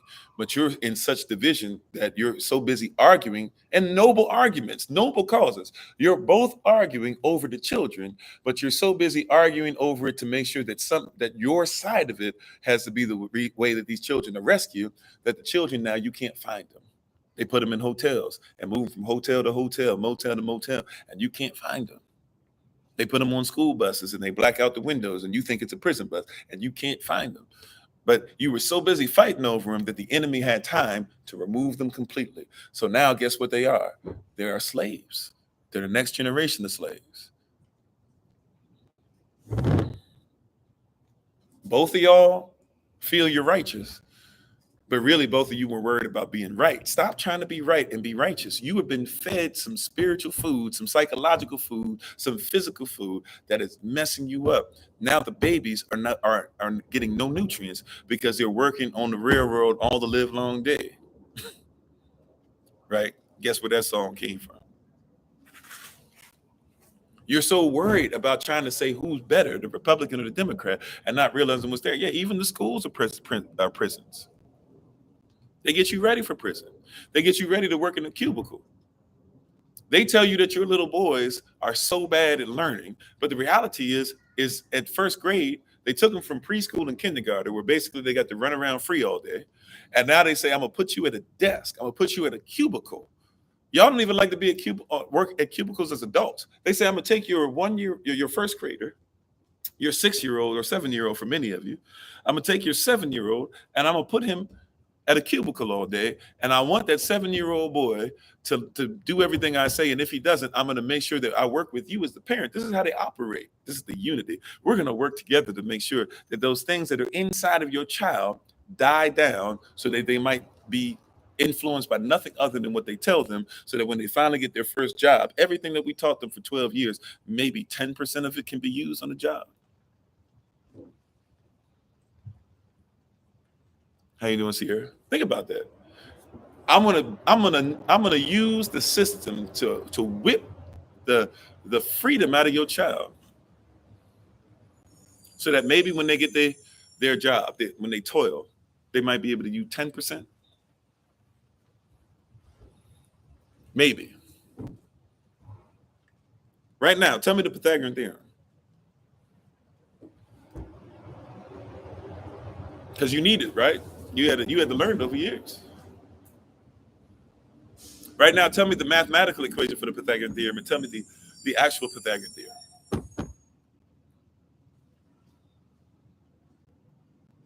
Right now, tell me how much use it was that they made sure that you took a nap every day in kindergarten. Show me. In preschool, you had to take a nap.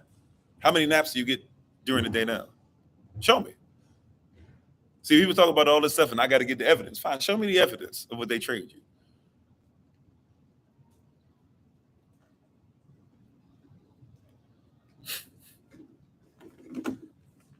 I'll give you an easy one. What's 111 times 10? Give me the answer. I'm not saying it's not important, but you're supposed to do it like this, right? You got to get it on the test.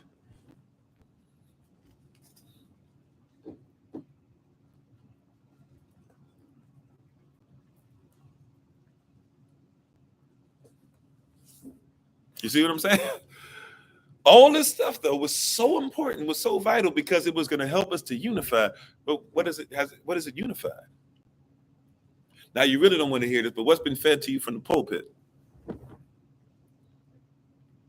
Some glad morning, when this life is over, I'll fly away. Okay. What did that help you with? Uh-oh. I'm hitting emotional stuff now. I'm hitting people's nostalgia. What did that do? Why is it you keep waiting for this life to be over? For heaven, when heaven's supposed to live inside of you? What did that do? Who implemented that into the system? Who got you to believe that getting to heaven was the goal, when heaven was supposed to be in you, because heaven's going to be in you and part of you when you get there anyways? Right? And I believe in the Bible. Still, though, what did it do for you? Right?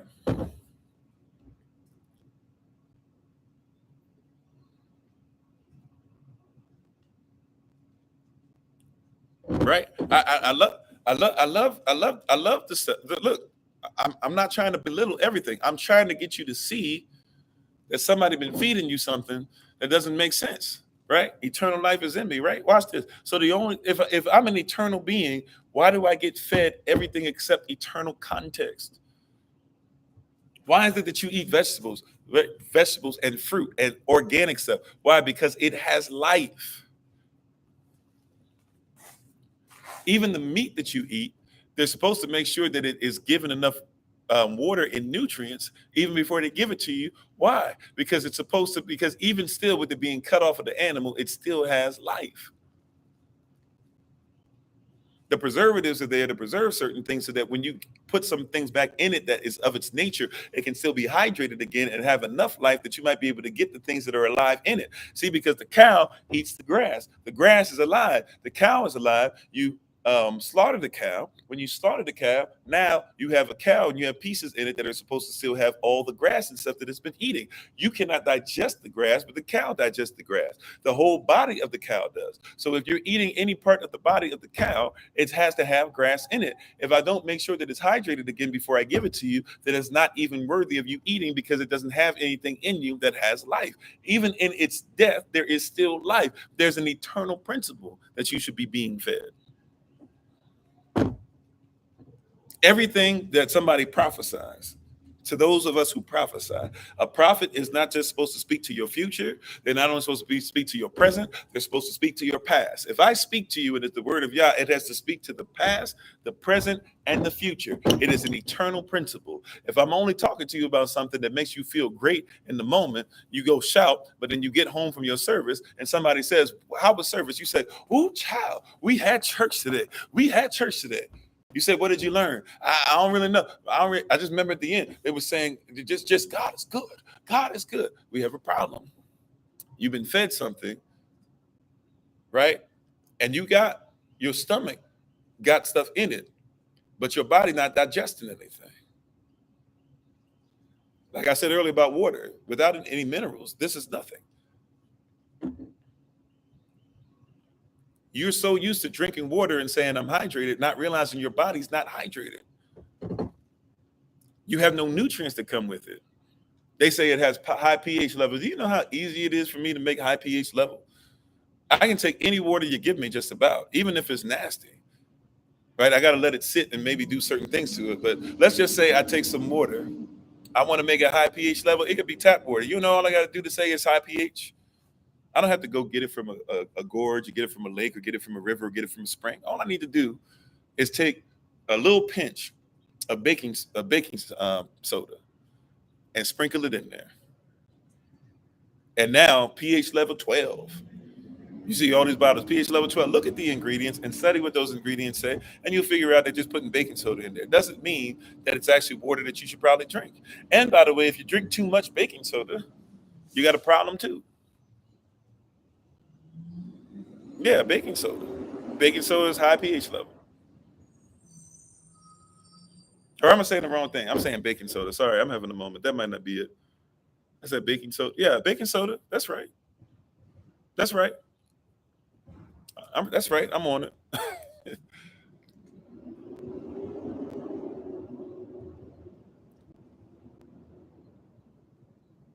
That's all they're saying. When you look at the ingredient, all they're saying is we put some baking soda in there. That's it. pH level gonna skyrocket. But you still might not necessarily have nutrients.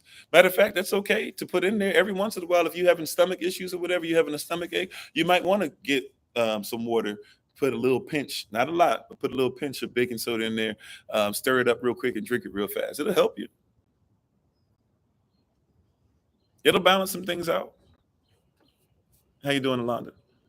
Right. Nothing wrong with that. I'm just trying to tell you, though, like that's not the end all be all. And we're being fed stuff that has caused us to separate. We've been so separate from ourselves that we do not even think to ourselves, what does this food do to us? I'm here to tell you, not all food is for all people. There are certain foods that are universal, of course, but not all food is for all people. There are some foods that, yes, everybody can eat. But if you're a woman going through breast cancer, I'm going to give you something specific. Because you have breast milk, and I need to get something done. If you're a woman trying to breastfeed, guess what I'm gonna do? Right? If I'm a man, I should have lemon, limes. I should have, grapefruit, citrus. I should have different citrus for sure. Pineapple, etc. I should have different citrus for sure, right? But if I'm I'm not a woman. If you are a woman, what should you do? You should have breast. You have breast, and you also develop breast milk. So guess what I'm gonna do? If you have issues with your milk, I'm gonna make sure that I give citrus. Now, let's say if you're having issues with cancer, and let's say your cancer is the type to where you don't get enough oxygen. Guess what I'm going to do? I'm going to give you something that gives oxygen. What gives oxygen? Grapes with seed in it. I'm going to have you eat a lot of grapes with seed, natural grapes, not seedless grapes, not right, but actual grapes. We're going to give you a bunch of those. And what am I going to do? I'm also going to give it to you. What?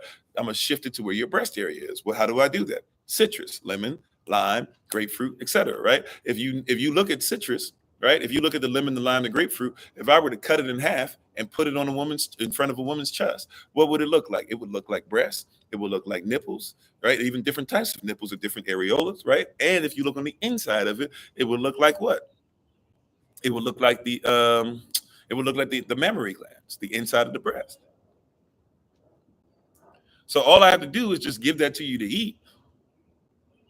And then I would make sure that I give you the grapes. The grapes are going to be the oxygen. The oxygen is going to help because the grape looks like the ventricles inside of the lungs. And if you're on Baby, it's 11:11. Thank you for that. Right. And the ventricles that are inside of the lungs, I'm giving you a bunch of oxygen and I'm shooting it up to where the breasts are. And I'm just going to have you eat that for a really long time. Right. Like I'm going to give you those things that naturally going to help. So that your child will be able to have the best breast milk, or if you're dealing with breast cancer, you'll be able to have something that shoots it direct to where the issue is. Now, that might not be the only issue. And this is for educational purposes only. I'm not a doctor. I'm not claiming to be a licensed nurse, practitioner, any of it. These are things for educational purposes. Go and read and research and see if what I'm saying is true, if you need that. But I'm just trying to tell you, we don't even have our culture. That would have been something that was regular. We didn't need thousands of years ago. We didn't need to have a sister urinate on a little plastic stick. We had with extreme percentage levels, high percentage levels, sisters could be able to urinate on different things that we planted in the ground. And we could tell not only were they pregnant, but by the color the ground would change into, we could even tell if she was having a boy or a girl. Right? That's your culture. But you're so separated from it that you're being fed some other stuff so much that now you think it's more natural to do stuff on if you go for real, if you're going to urinate on something, why would you be urinating on a piece of plastic and stuff like that? Why wouldn't you just make sure that you have some place on your property, a home somewhere, be able to plant some stuff, right? In your own garden or whatever. It's your food anyways, it's your body, and be able to go ahead and have stuff that goes into the soil to help it, and you can see the color yourself. We didn't need anybody to give that to us, but all of a sudden somebody disconnected you long enough that thousands of years of who you are is something that you're no longer in connection with. See, but when we're going to be in membership, we got to remember. You got to come back to this. You have to come back to it. This is stuff that was always for you, brother, always for you, sister. We just not fed. We're malnourished in the spirit. We're malnourished in the physical. We're malnourished in the psyche.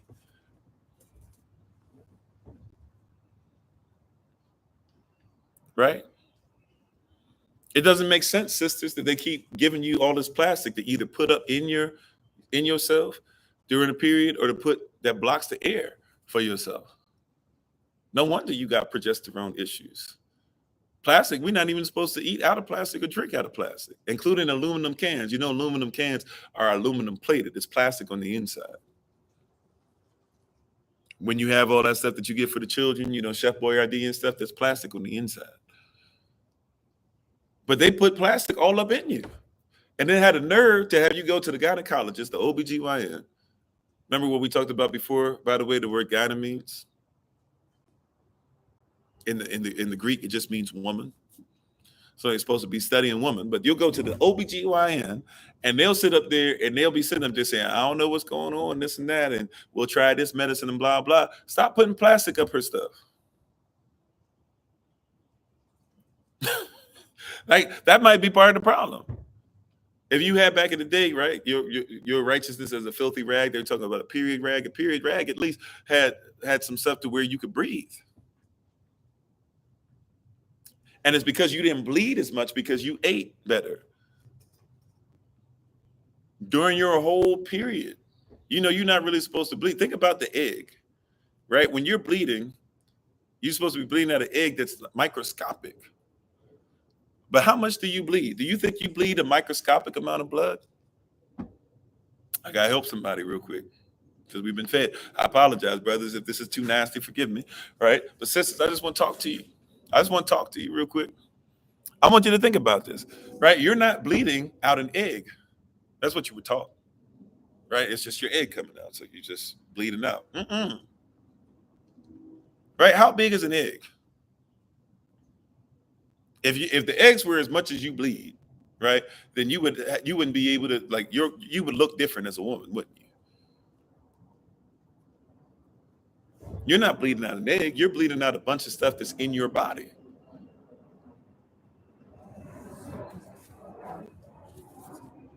Come on now, just take a walk with me. We're not going to talk about common sense. We're going to use kingdom sense, right? If something like this is going to turn into liquid, I'm expecting something maybe, really, it would be probably come down to about this size of the bottle, right? Because this bottle has more, has more circumference, right? So I would expect maybe to get this much liquid out. I'm not going to have pass something like this and expect it, if it turns into liquid, to turn into this, right? That's a big discrepancy. How do I get something that looks like this, the size of this, but I'm getting blood look like it's the size of this?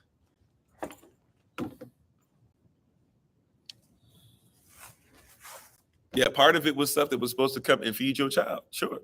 That started to try and get in place, but really a lot of it it's not even that, because it's not even going to try to feed your child yet or set itself up if you don't even have sperm with it, right? How you doing, Kente? So you're not bleeding out an egg. Your progesterone levels are messed up. Your estrogen, matter of fact, if you drinking a lot of stuff with plastic or doing a lot of stuff like fake sodas that give fake estrogen, what's that thing that y'all be drinking out of the fake sugar? It's a sweetener that y'all be drinking in all those aspartame and all the diet sodas. You introducing that stuff makes the body think it's fake estrogen. By the way, you do the same thing when you be eating all that soy, stevia too, but more so the aspartame. But like soy, a lot of people don't even know soy messing you up. How you doing, Hidden? Soy is jacking you up, sis. You know you're not designed for soy, right? You know that, right? Like, your body is not really designed for soy. Matter of fact, soy was something that they started using. They knew they weren't supposed to eat it.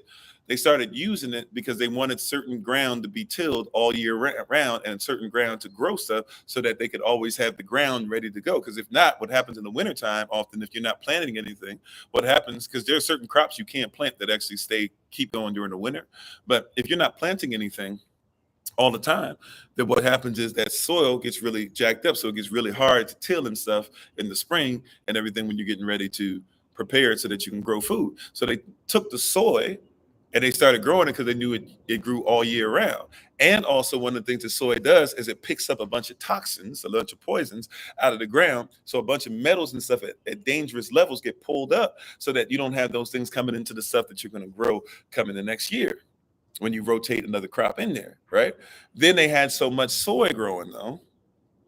They had so much soy. How you doing, Missouri? They had so much soy growing that they did the same thing they did like with your chlorine that they use in the water and the stuff that they use in your toothpaste and all that stuff. They had so much extra that they said, we could make some money off this. We can't really eat it like that, but you know what? Maybe let's test it. Can you eat it in small levels? They started using people as guinea pigs. They finally realized that they can go ahead and people can survive even if they eat soy, right? And so they started coming out, fluoride, all the other stuff, right? So now the same kind of stuff, that's what soy came from. So then they started presenting it. So now in your mind, oh yeah, soy was always used. The Chinese people always use soy. And these people, no. Soy, that's a new thing. And what it does, especially, is dangerous for men specifically, because what it does, now sisters is dangerous for you too, but what it does is it introduces something to your body that your body is not used to, is not prepared for, and your body also recognizes it as estrogen. whether it's real estrogen or not. Just like plastic, by the way, your body recognizes it as estrogen even if it's not. So it will take it in as estrogen, but then two things happen. If it takes it in as estrogen, if it actually does turn into estrogen, or if it's just fake estrogen, depends on what you're eating, right? But if you take in this fake estrogen, your body does one of two things, right? Or if you, well, let's just say, if you take in estrogen, let's just say this: if you take in estrogen, your body takes in and says, okay, I'm going to do so. So for a man, depending on what type of estrogen or where he's at in his life or whatever, it can either turn him into somebody who's very calm and loses a lot of stuff as far as manhood and can't get it up as much, and a lot of stuff that we see in men, and begins to break down certain things as far as even where your urination and stuff, and why you're starting to have to shake and stuff like that as you're watching your is it your liver or your pancreas? Your pancreas begin to break down, which is why you need to have a lot more fruit in your diet, not vegetables, but even a lot more fruit. I'm not saying you shouldn't have vegetables, but a lot more fruit. Or if I introduce estrogen to you, especially if it's fake estrogen, but depending on where you are in your life, it'll also make you very aggressive. Because believe it or not, a man who gets the testosterone levels he's supposed to have is actually more calm. A man who has less testosterone levels, and then you replace the testosterone he should be getting with estrogen, he actually becomes more aggressive. So if you're looking for like what people pop positive in like the UFC, or in National Football League, or in basketball or whatever, when these people pop positive on stuff, Lance Armstrong, when they're taking steroids, often they're taking a lot of estrogen. Right? They even take it at levels that are estrogen that's more than human levels. So they'll take stuff like horse estrogen. They're taking stuff that's way more aggressive. But a man who doesn't have his testosterone levels together, he's not being fed the right things. He actually becomes less of a man. And if he gets stuff that's more for a woman than what he's supposed to have, he becomes more of a woman. You are what you eat. I know people don't want to hear this, and I'm not saying that we're not masculine and feminine. You should be masculine and feminine, but a male is designed specifically, especially if we're talking about biologically, before we get that argument, right, that we got to deal with the biological male. That's how he's designed. That's how his body functions. Even if you become somebody who transitions and calls yourself trans, you still have to be treated at first as a biological male. This is why they don't even get rid of the testicles when they make the fake vaginal area. They just basically make a hole and they put the testicles on the inside. They used to chop them off. Sorry for being graphic, excuse me. But they used to take them off, but they put them on the inside now, which causes all other types of issues that they have to go through. But they leave them on the inside. Why? Because that is part of what makes him a male. I can't just get rid of it, even if he can't use it the right way anymore. I still can't get rid of it, because if I get rid of it, now I'm really messing with him to the point to where he's going to become either somebody that has nothing at all, like no matter how many hormones we give him, he's just going to become some person out there, or this person, if you want to go there, will just become some kind of zombie, or they're going to become somebody very aggressive.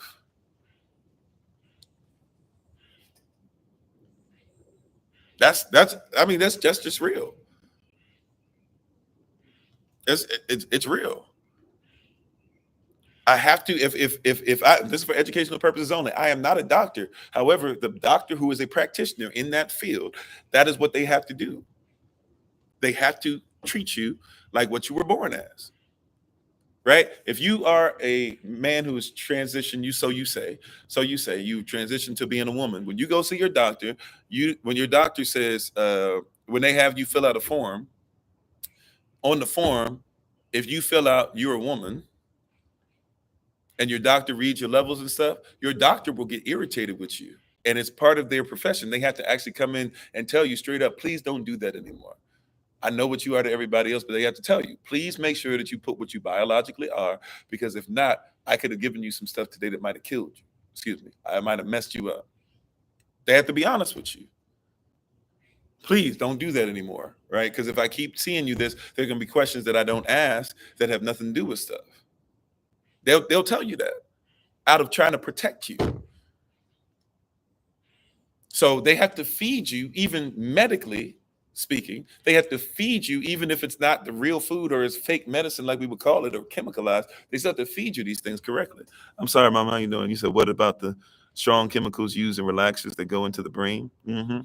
And then the female organs, and eventually cause fibroid cysts and other complications. Yeah, we were just talking about that the other day, Mom. And yeah, that's very true. You know, what about those things, the fibroid cysts and all that came from the perm that they gave in your hair? That's not you. And you were so busy trying to straighten your hair up. And now a bunch of our sisters have fibroid cysts, even if they don't know. You are what you eat. See, but this is why we got to talk about, once again, what did we say earlier? And that's a great point, Mama. Like, we were talking about this earlier. What did I say earlier? What is the name that's on your stuff? See, this is why we got to start being in our culture. See, because what if I told you that every time you see perm, I don't want you to see perm on there. Every time you see perm, relaxer, whatever, I want you to think to yourself, fibroid cyst. That's what that means. If we saw that on the label, rather than, see, they sold you fibroid cyst. For you to be different than what you are, it literally costs you to have fibroid cyst. If somebody put on there instead of whatever, I don't even know the perm names. Forgive me. Y'all know the perm names. Y'all put them in the chat so that other people can see. I don't know what their name, right? But I'm just saying, instead of putting that on there, they should have told you this is called fibroid cyst over here, and then you wouldn't have bought it. Some people probably would have, because you that much to try to look like somebody else. But a lot of people would have said, I'm not gonna get that. I'm okay. I don't need fibroid cyst in my life. How you doing, babe? My wife is on, the Honorable Maya. Please check her out on TikTok, YouTube, her website, and Pinterest at Bloom and Flourish, not A&D, the letter N, Bloom and Flourish. She's a healer, herbalist, chemist, and biologist by degree, right? I'm just saying, we don't even think about that. If somebody, instead of putting whatever the name they put on the perm bottle, box, whatever it is, they put fibroid cyst on there. But that's not great branding, is it? This is why they can't just say, we're selling you fluoride. So what do? We're selling you toothpaste. Okay, color girls, dark and low, or dark and lovely, or low, I don't know. Or it's okay. I don't know. But see, they couldn't just sell you fluoride, but they got a bunch of extra fluoride that came out of some chemical live stuff that they were doing. Revlon, okay, thank you. I've heard of Revlon. I didn't even know it was a perm thing. Right? So they can't just say, we'll sell you fluoride, but we can give you toothpaste. You need fluoride. It'll help to whiten your teeth. First of all, extremely white teeth are not always necessarily a sign of great bone structure, great bone health. Matter of fact, you should think of your teeth differently than what you think about, because this is something that blessed me. I obviously, once again, was aware of this, but to know this is different.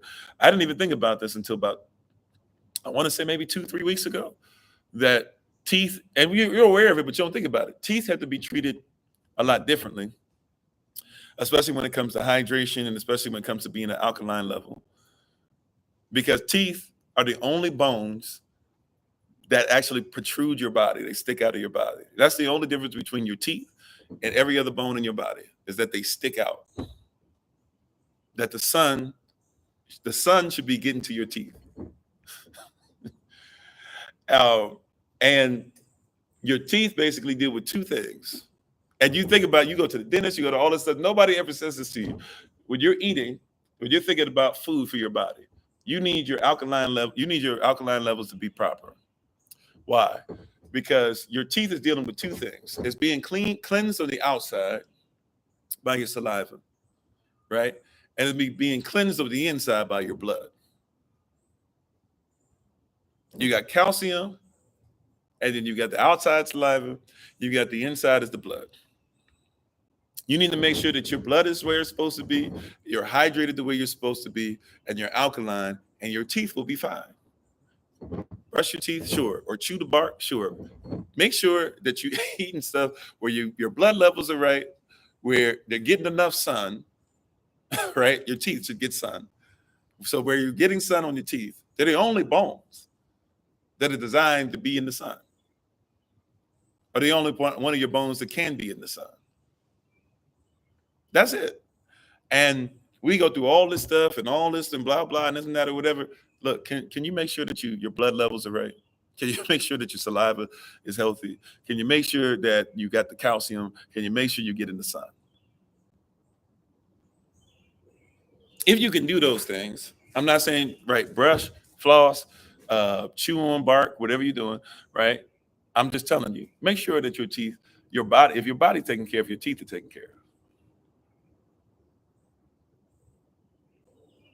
Yeah, and if your body's too acidic, it breaks down the calcium in your teeth. And once again, I'm aware of this stuff, but it wasn't until I know it. I'm like, dang, How much stuff did I go through? How many, I had people do surgery on my mouth and stuff. Some of it, they said it was forced. When I came in the military, you had to have your wisdom teeth pulled. I've had issues with my teeth. I shouldn't even technically have my teeth anymore from what I've been told before. But I've had issues with my teeth because somebody pulled my wisdom teeth. And I didn't even need them to be pulled. What wisdom was it in that? What is the wisdom in pulling your teeth out? And then they said, well, we got to pull them out because everybody has problems with their wisdom teeth. Everybody doesn't take care of their bodies, has problems with their wisdom teeth. Not everybody has problems with their wisdom teeth.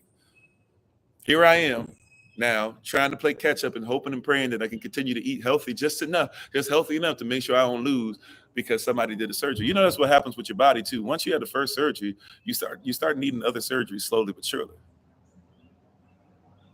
And they just pull out anything. Pull out your tonsils. You need your tonsils. Pull out your gallbladder. I need my gallbladder. Pull out your womb. Sisters, you need your womb. Well, I'm not going to have babies anymore anyway. They can take this part of my ovaries. Your ovaries and your womb is one of the reasons why you guys orgasm. If you're going to be married, it's going to be difficult without a womb. They mess us up. You said we're still the same today, only believe people who don't look like us. Yeah, they mess us up. What are they feeding us? And why do we keep eating it and then regurgitating it, not realizing to regurgitate means that we have a sickness? Don't eat this stuff to regurgitate what somebody told you anymore. That's all school is, by the way. Can you regurgitate it? But see, when you regurgitate it, means it's toxic to your body. Stop sending your children to a place to where they're going to get toxicity. This is why some of our brightest people are people who are hidden under a bushel. Hopefully you get the reference point. Some of our brightest and best are the people that work for the system and will try to cancel out anything that we teach ourselves harder than everybody else does. Some of our brightest people,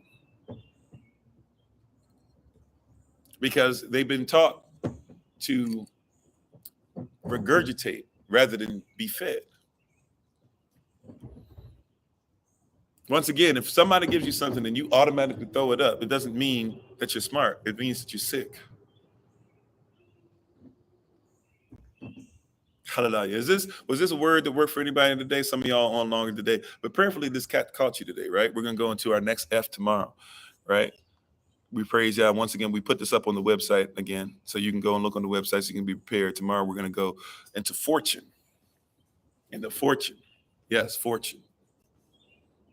Not fortune tellers, fortune. We believe that finances are important, but not fortune just for you, fortune for your diaspora. But prayerfully, this is something that blessed you and it helped you with something, because you got to realize we are being fed stuff that is monstrous.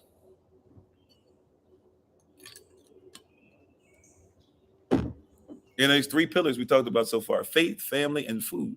If you're going to be a member of what we're talking about, this is going to be something different for the rest of your life. Like I said, I'm going to try to update the website where it says the 7 F's, and hopefully it'll have something where you can click on the playlist and it'll take you on YouTube where you can listen to these, so you can not only read them, but you can be able to have the experience of having each one broken down for you, okay?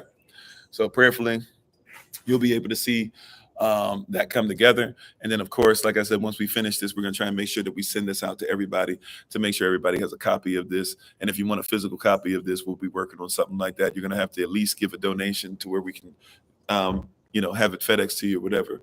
But we look forward to be able to do those things very soon, right?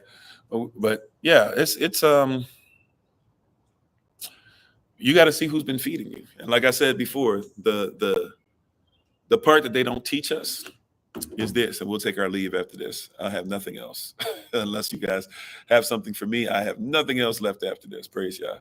Thank you, Holy Spirit, for emptying your vessel. I pray that you fill me up again throughout the day, that I might be ready for your people later on this evening. In Yahweh's name, Amen. Like I said earlier, the same people that are feeding you physically are the same people that are feeding you psychologically, and they're the same people that are feeding you spiritually. This is why you must take control of your food. Because if you realize the importance of letting your food grow in nature, because technically when we say grow your own food, you don't grow your own food. Real talk. Technically, you're not growing your own food. Right? You're not growing your own food. You are you're planting a seed in the ground and watching over it as it grows. You might plant, you might water it, but Yahweh's coming and he's giving the increase. That's what's talked about yesterday, right? You're not growing your own food. Yah grows it. He increases it. We're not here to teach you how to do something that's impossible, because you can't grow your own food. You can plant, you can water, right? I know we had a little pause there, so I'll say it again, right? We're not teaching you how to grow your own food. We're teaching you how to plant and how to water, how to make sure you have an environment for it, so that Yah can come and give the increase. The increase, the growth, it was never your responsibility, ever. Never been. You plant and you water. Increase has nothing to do with you. You can't create earth. People have tried. You're not able to create earth. You're not able to create water. People have tried. Now you can grab water from different places, but you can't create it. You can't create it, right? So, right, you've never made a seed a day in your life.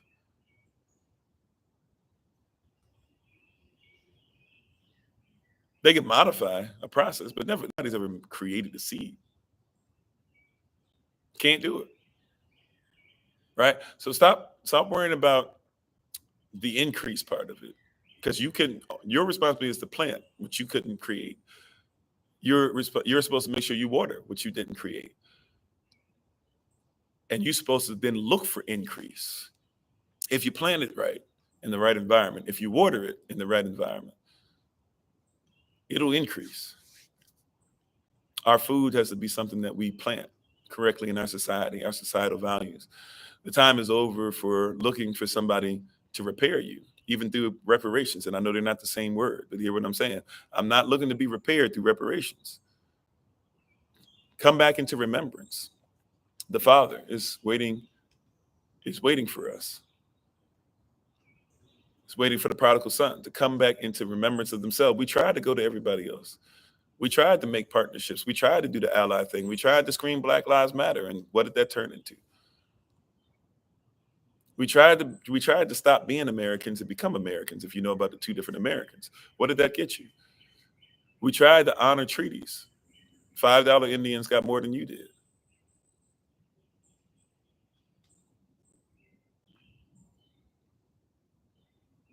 There has to be something in us that says that we got to do this within ourselves.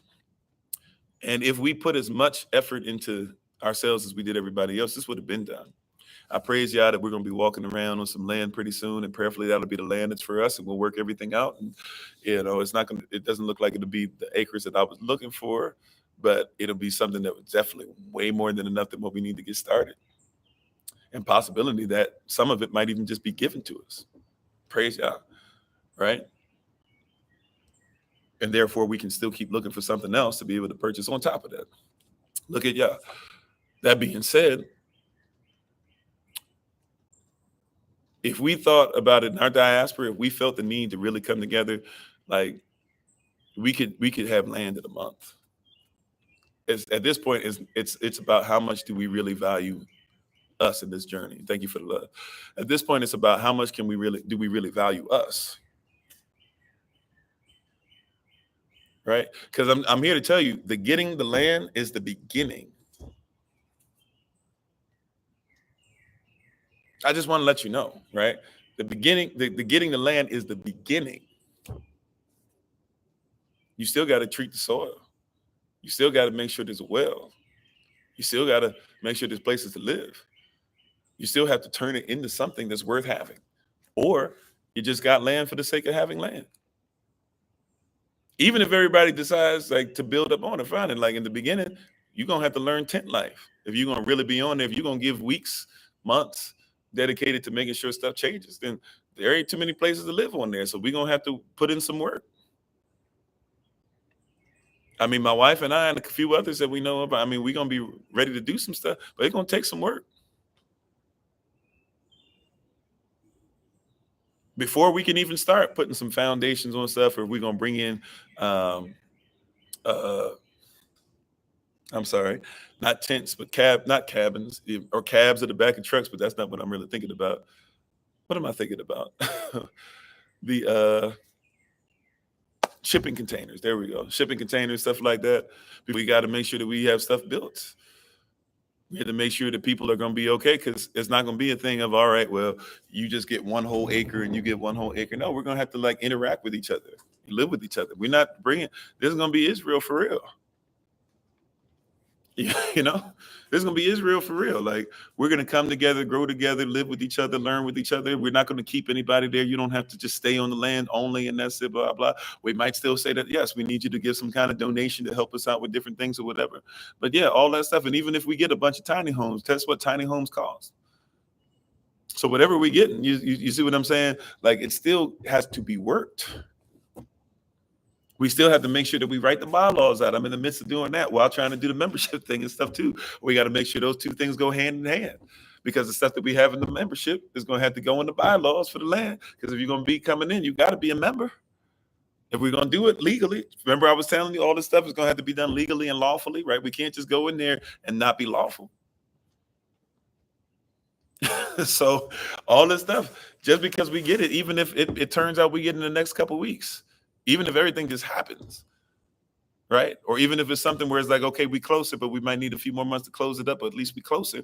Or it might turn out that it's not 100% what we want. I don't even care if it's 100%.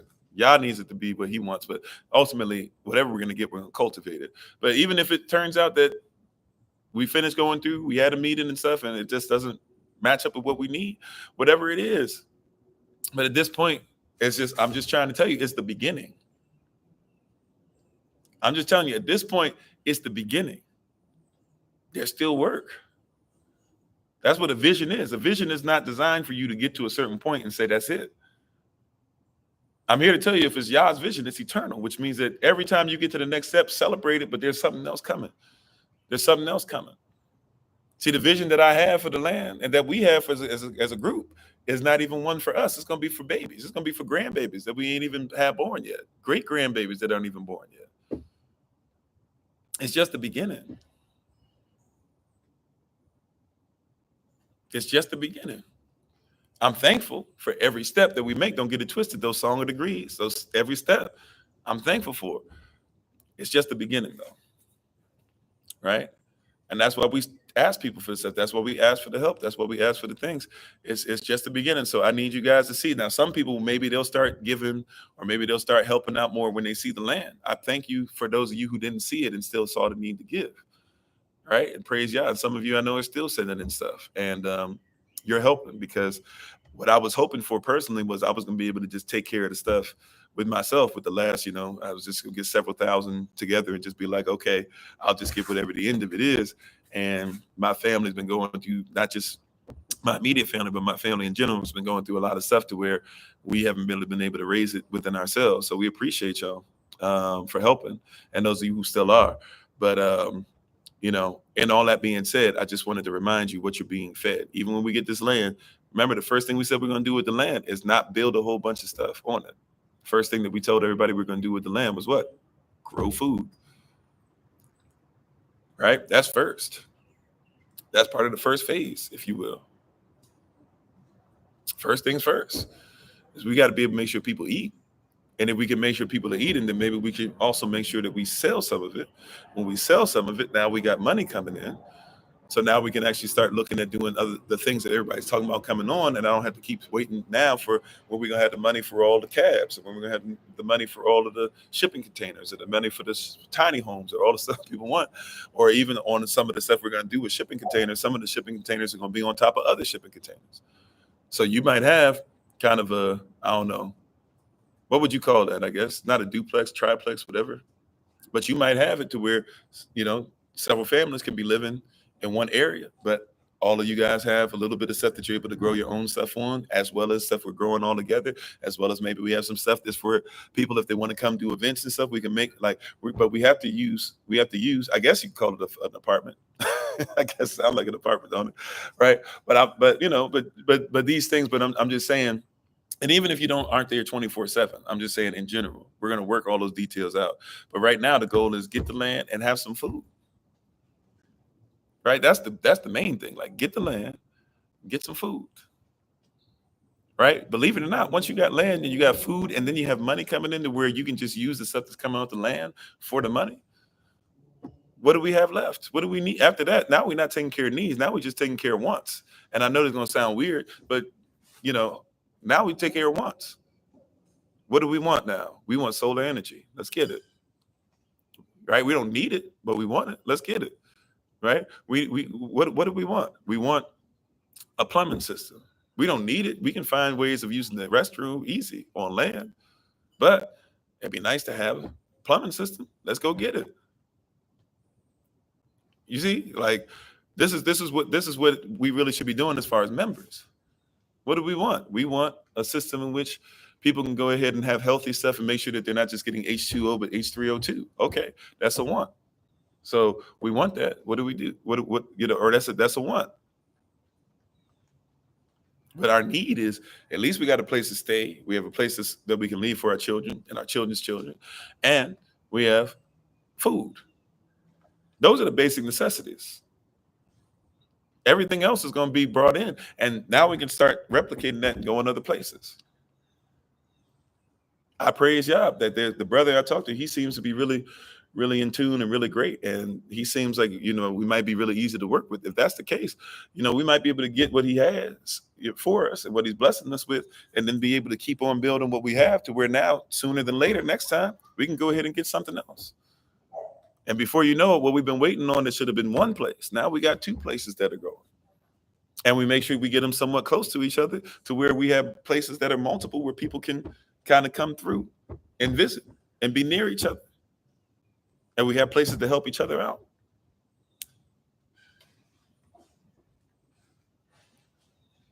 These are things that we want to start looking at differently and start thinking to ourselves what's going on and what we can get out of this as a people, as a nation. So, but I thank y'all. Appreciate you. Like I said, I had nothing else after that. I'll see you guys this evening, prayerfully. Maybe even sometime during the day. I've been trying to post some stuff on Patreon just off of my phone, even just small videos. It's not letting me for some reason. So I guess I'm gonna have to start using YouTube only for that and just giving y'all the links like we've been doing so that nobody can see it but you guys. But we'll try to do that. I might try, like I told you guys, I'm not sure how we're gonna do the Patreon lives, if they're just all gonna be random now. Because I can't promise Tuesdays, because I'm usually when I get back to the area I'm in, at least I'm usually on the road every Tuesday somewhere, so I can't guarantee you that I will be able to do Tuesdays, but we will make sure that the content is there. I have been trying to put some stuff up. Even today, I've been trying to start, even with today, of just being like, today's a day where I know I got freedom and trying to throw some stuff out there. If for some reason I'm having an issue, so y'all just hang in there. We'll make sure that we get that going. We appreciate you guys being on once again. And if you're on TikTok, take some time out to just listen in real quick, and or just hang in there with us for a little bit. We're going to do a very quick, what do we call it? Sorry. Oh, very quick shout out for you. If you've never done a shout out with us on TikTok before, it's where we give you extra information of how you can learn things or grow with us or even be part of things that we do worldwide outside of just the live session. So we look forward to being able to have you guys stick around with us with that for a second if you've never done that before. However, thank you for everybody for being on again. Hopefully you learned something about food, especially as how we look at food as SOC. And as members of SOC, we appreciate you, ministerial staff, and those that are part of the group helping us for September 29th through October the 6th. Prayerfully, you guys will be able to meet together with us at 6:30 p.m. Eastern New York time tonight. It'll be a brief meeting. I'll be doing two different things in the meeting. I'll more so just be kind of talking at you guys. I'm sorry, just because of schedule, I don't have the time to do it any other way. So it'll have to be brief. So it'll have to be like 6:30 to 7. And really locked in there, probably like have to be finished like 6:58. But I'll be giving out a bunch of info. I will see maybe if I can record it and be able to send it to you guys. But I won't have a lot of time to go through everything, but we do need to hit two things. So those who are not ministerial staff, you guys get to sit on some ministerial staff stuff today, but I'll be kind of finishing up with some of the lesson and giving you guys telling you guys what's coming up for the next few lessons, so you'll be prepared for it. So once we finish, you'll already have in mind what we're trying to use the 7 pillars for our membership. And then also we'll make sure that we talk about certain things as far as dates, when we need stuff, donations, all that stuff. We'll make sure that stuff is there. So if you're able to, please make sure Ministerial staff and those who are part of that board to be on with us. We'll make sure that we get you the Google Calendar invite or just send out a text blast to you guys. Other than that, thank you so much for being on. Thank you everybody who was with us today for Thursday Rising Prayer, everybody who supported Minister Tama and Minister Tamara yesterday. Don't forget Saturday, Minister Anais will be giving the word. Not this Saturday, but the following Saturday. I believe that was July 1st. We're going to make sure that we have a meetup in Georgia. Not sure exactly where as of yet. It might not be like in the Atlanta area. It might have to be somewhere like kind of in between Southern Georgia and Atlanta, Georgia. So if you'd like to be able to do the meetup with us at some point there, feel free to do that on July 1st. I'll be reaching out to some of you who we need to have meetups and stuff together. I think we got a marital coaching thing tonight with somebody on 8:15 your time, so we should be on for that. We had to move it from Monday, so thank you for allowing us to do that. And everybody else, just thank you. We pray for you. We'll be trying to come and do something on for Patreon sometime during the day, and I think that's it. Thank you so much. We appreciate you. Oh, women's meeting is this Saturday as well, 7:00 p.m. Eastern New York time with Elder Maya. I believe you guys are finished with the book that you were doing. So whatever the next step is, that'll be then. And don't forget for the babies, this Saturday, every Saturday at 11 a.m. Eastern New York time on Zoom, we do something. Elder Maya does a message and a teaching just for them. I'm actually working on finishing up a video so that they can actually see some videos like we've been showing other people's videos and then going over it. We're going to start trying to show some SOC videos just for them too. So we'll see how that works. I think that'll work out really well, and hopefully they'll like it. Hopefully you guys will like it and enjoy it as well. But thank you guys. We appreciate you. We honor the King, Queen, each and every one of you, even if you're not living inside that kingdom or queendom yet. We appreciate the potential King and Queen in each and every one of you. As always, this has been Pastor Kofi, Pastor Servant to Christ, where we are always changing lives one mind at a time by being a voice of the voiceless, speaking the unspoken. And until I have the great privilege, opportunity, and responsibility of being in front of you all again, please remember, as always, your style, that you are loved, you are necessary, you are majestic, you're fearfully, wonderfully made, in you, which is all of us working together, will be the reason why people who are in this system no longer have to be of it. Shalom, family. To everybody who's still on with us on TikTok, this is how the shout out works. Okay.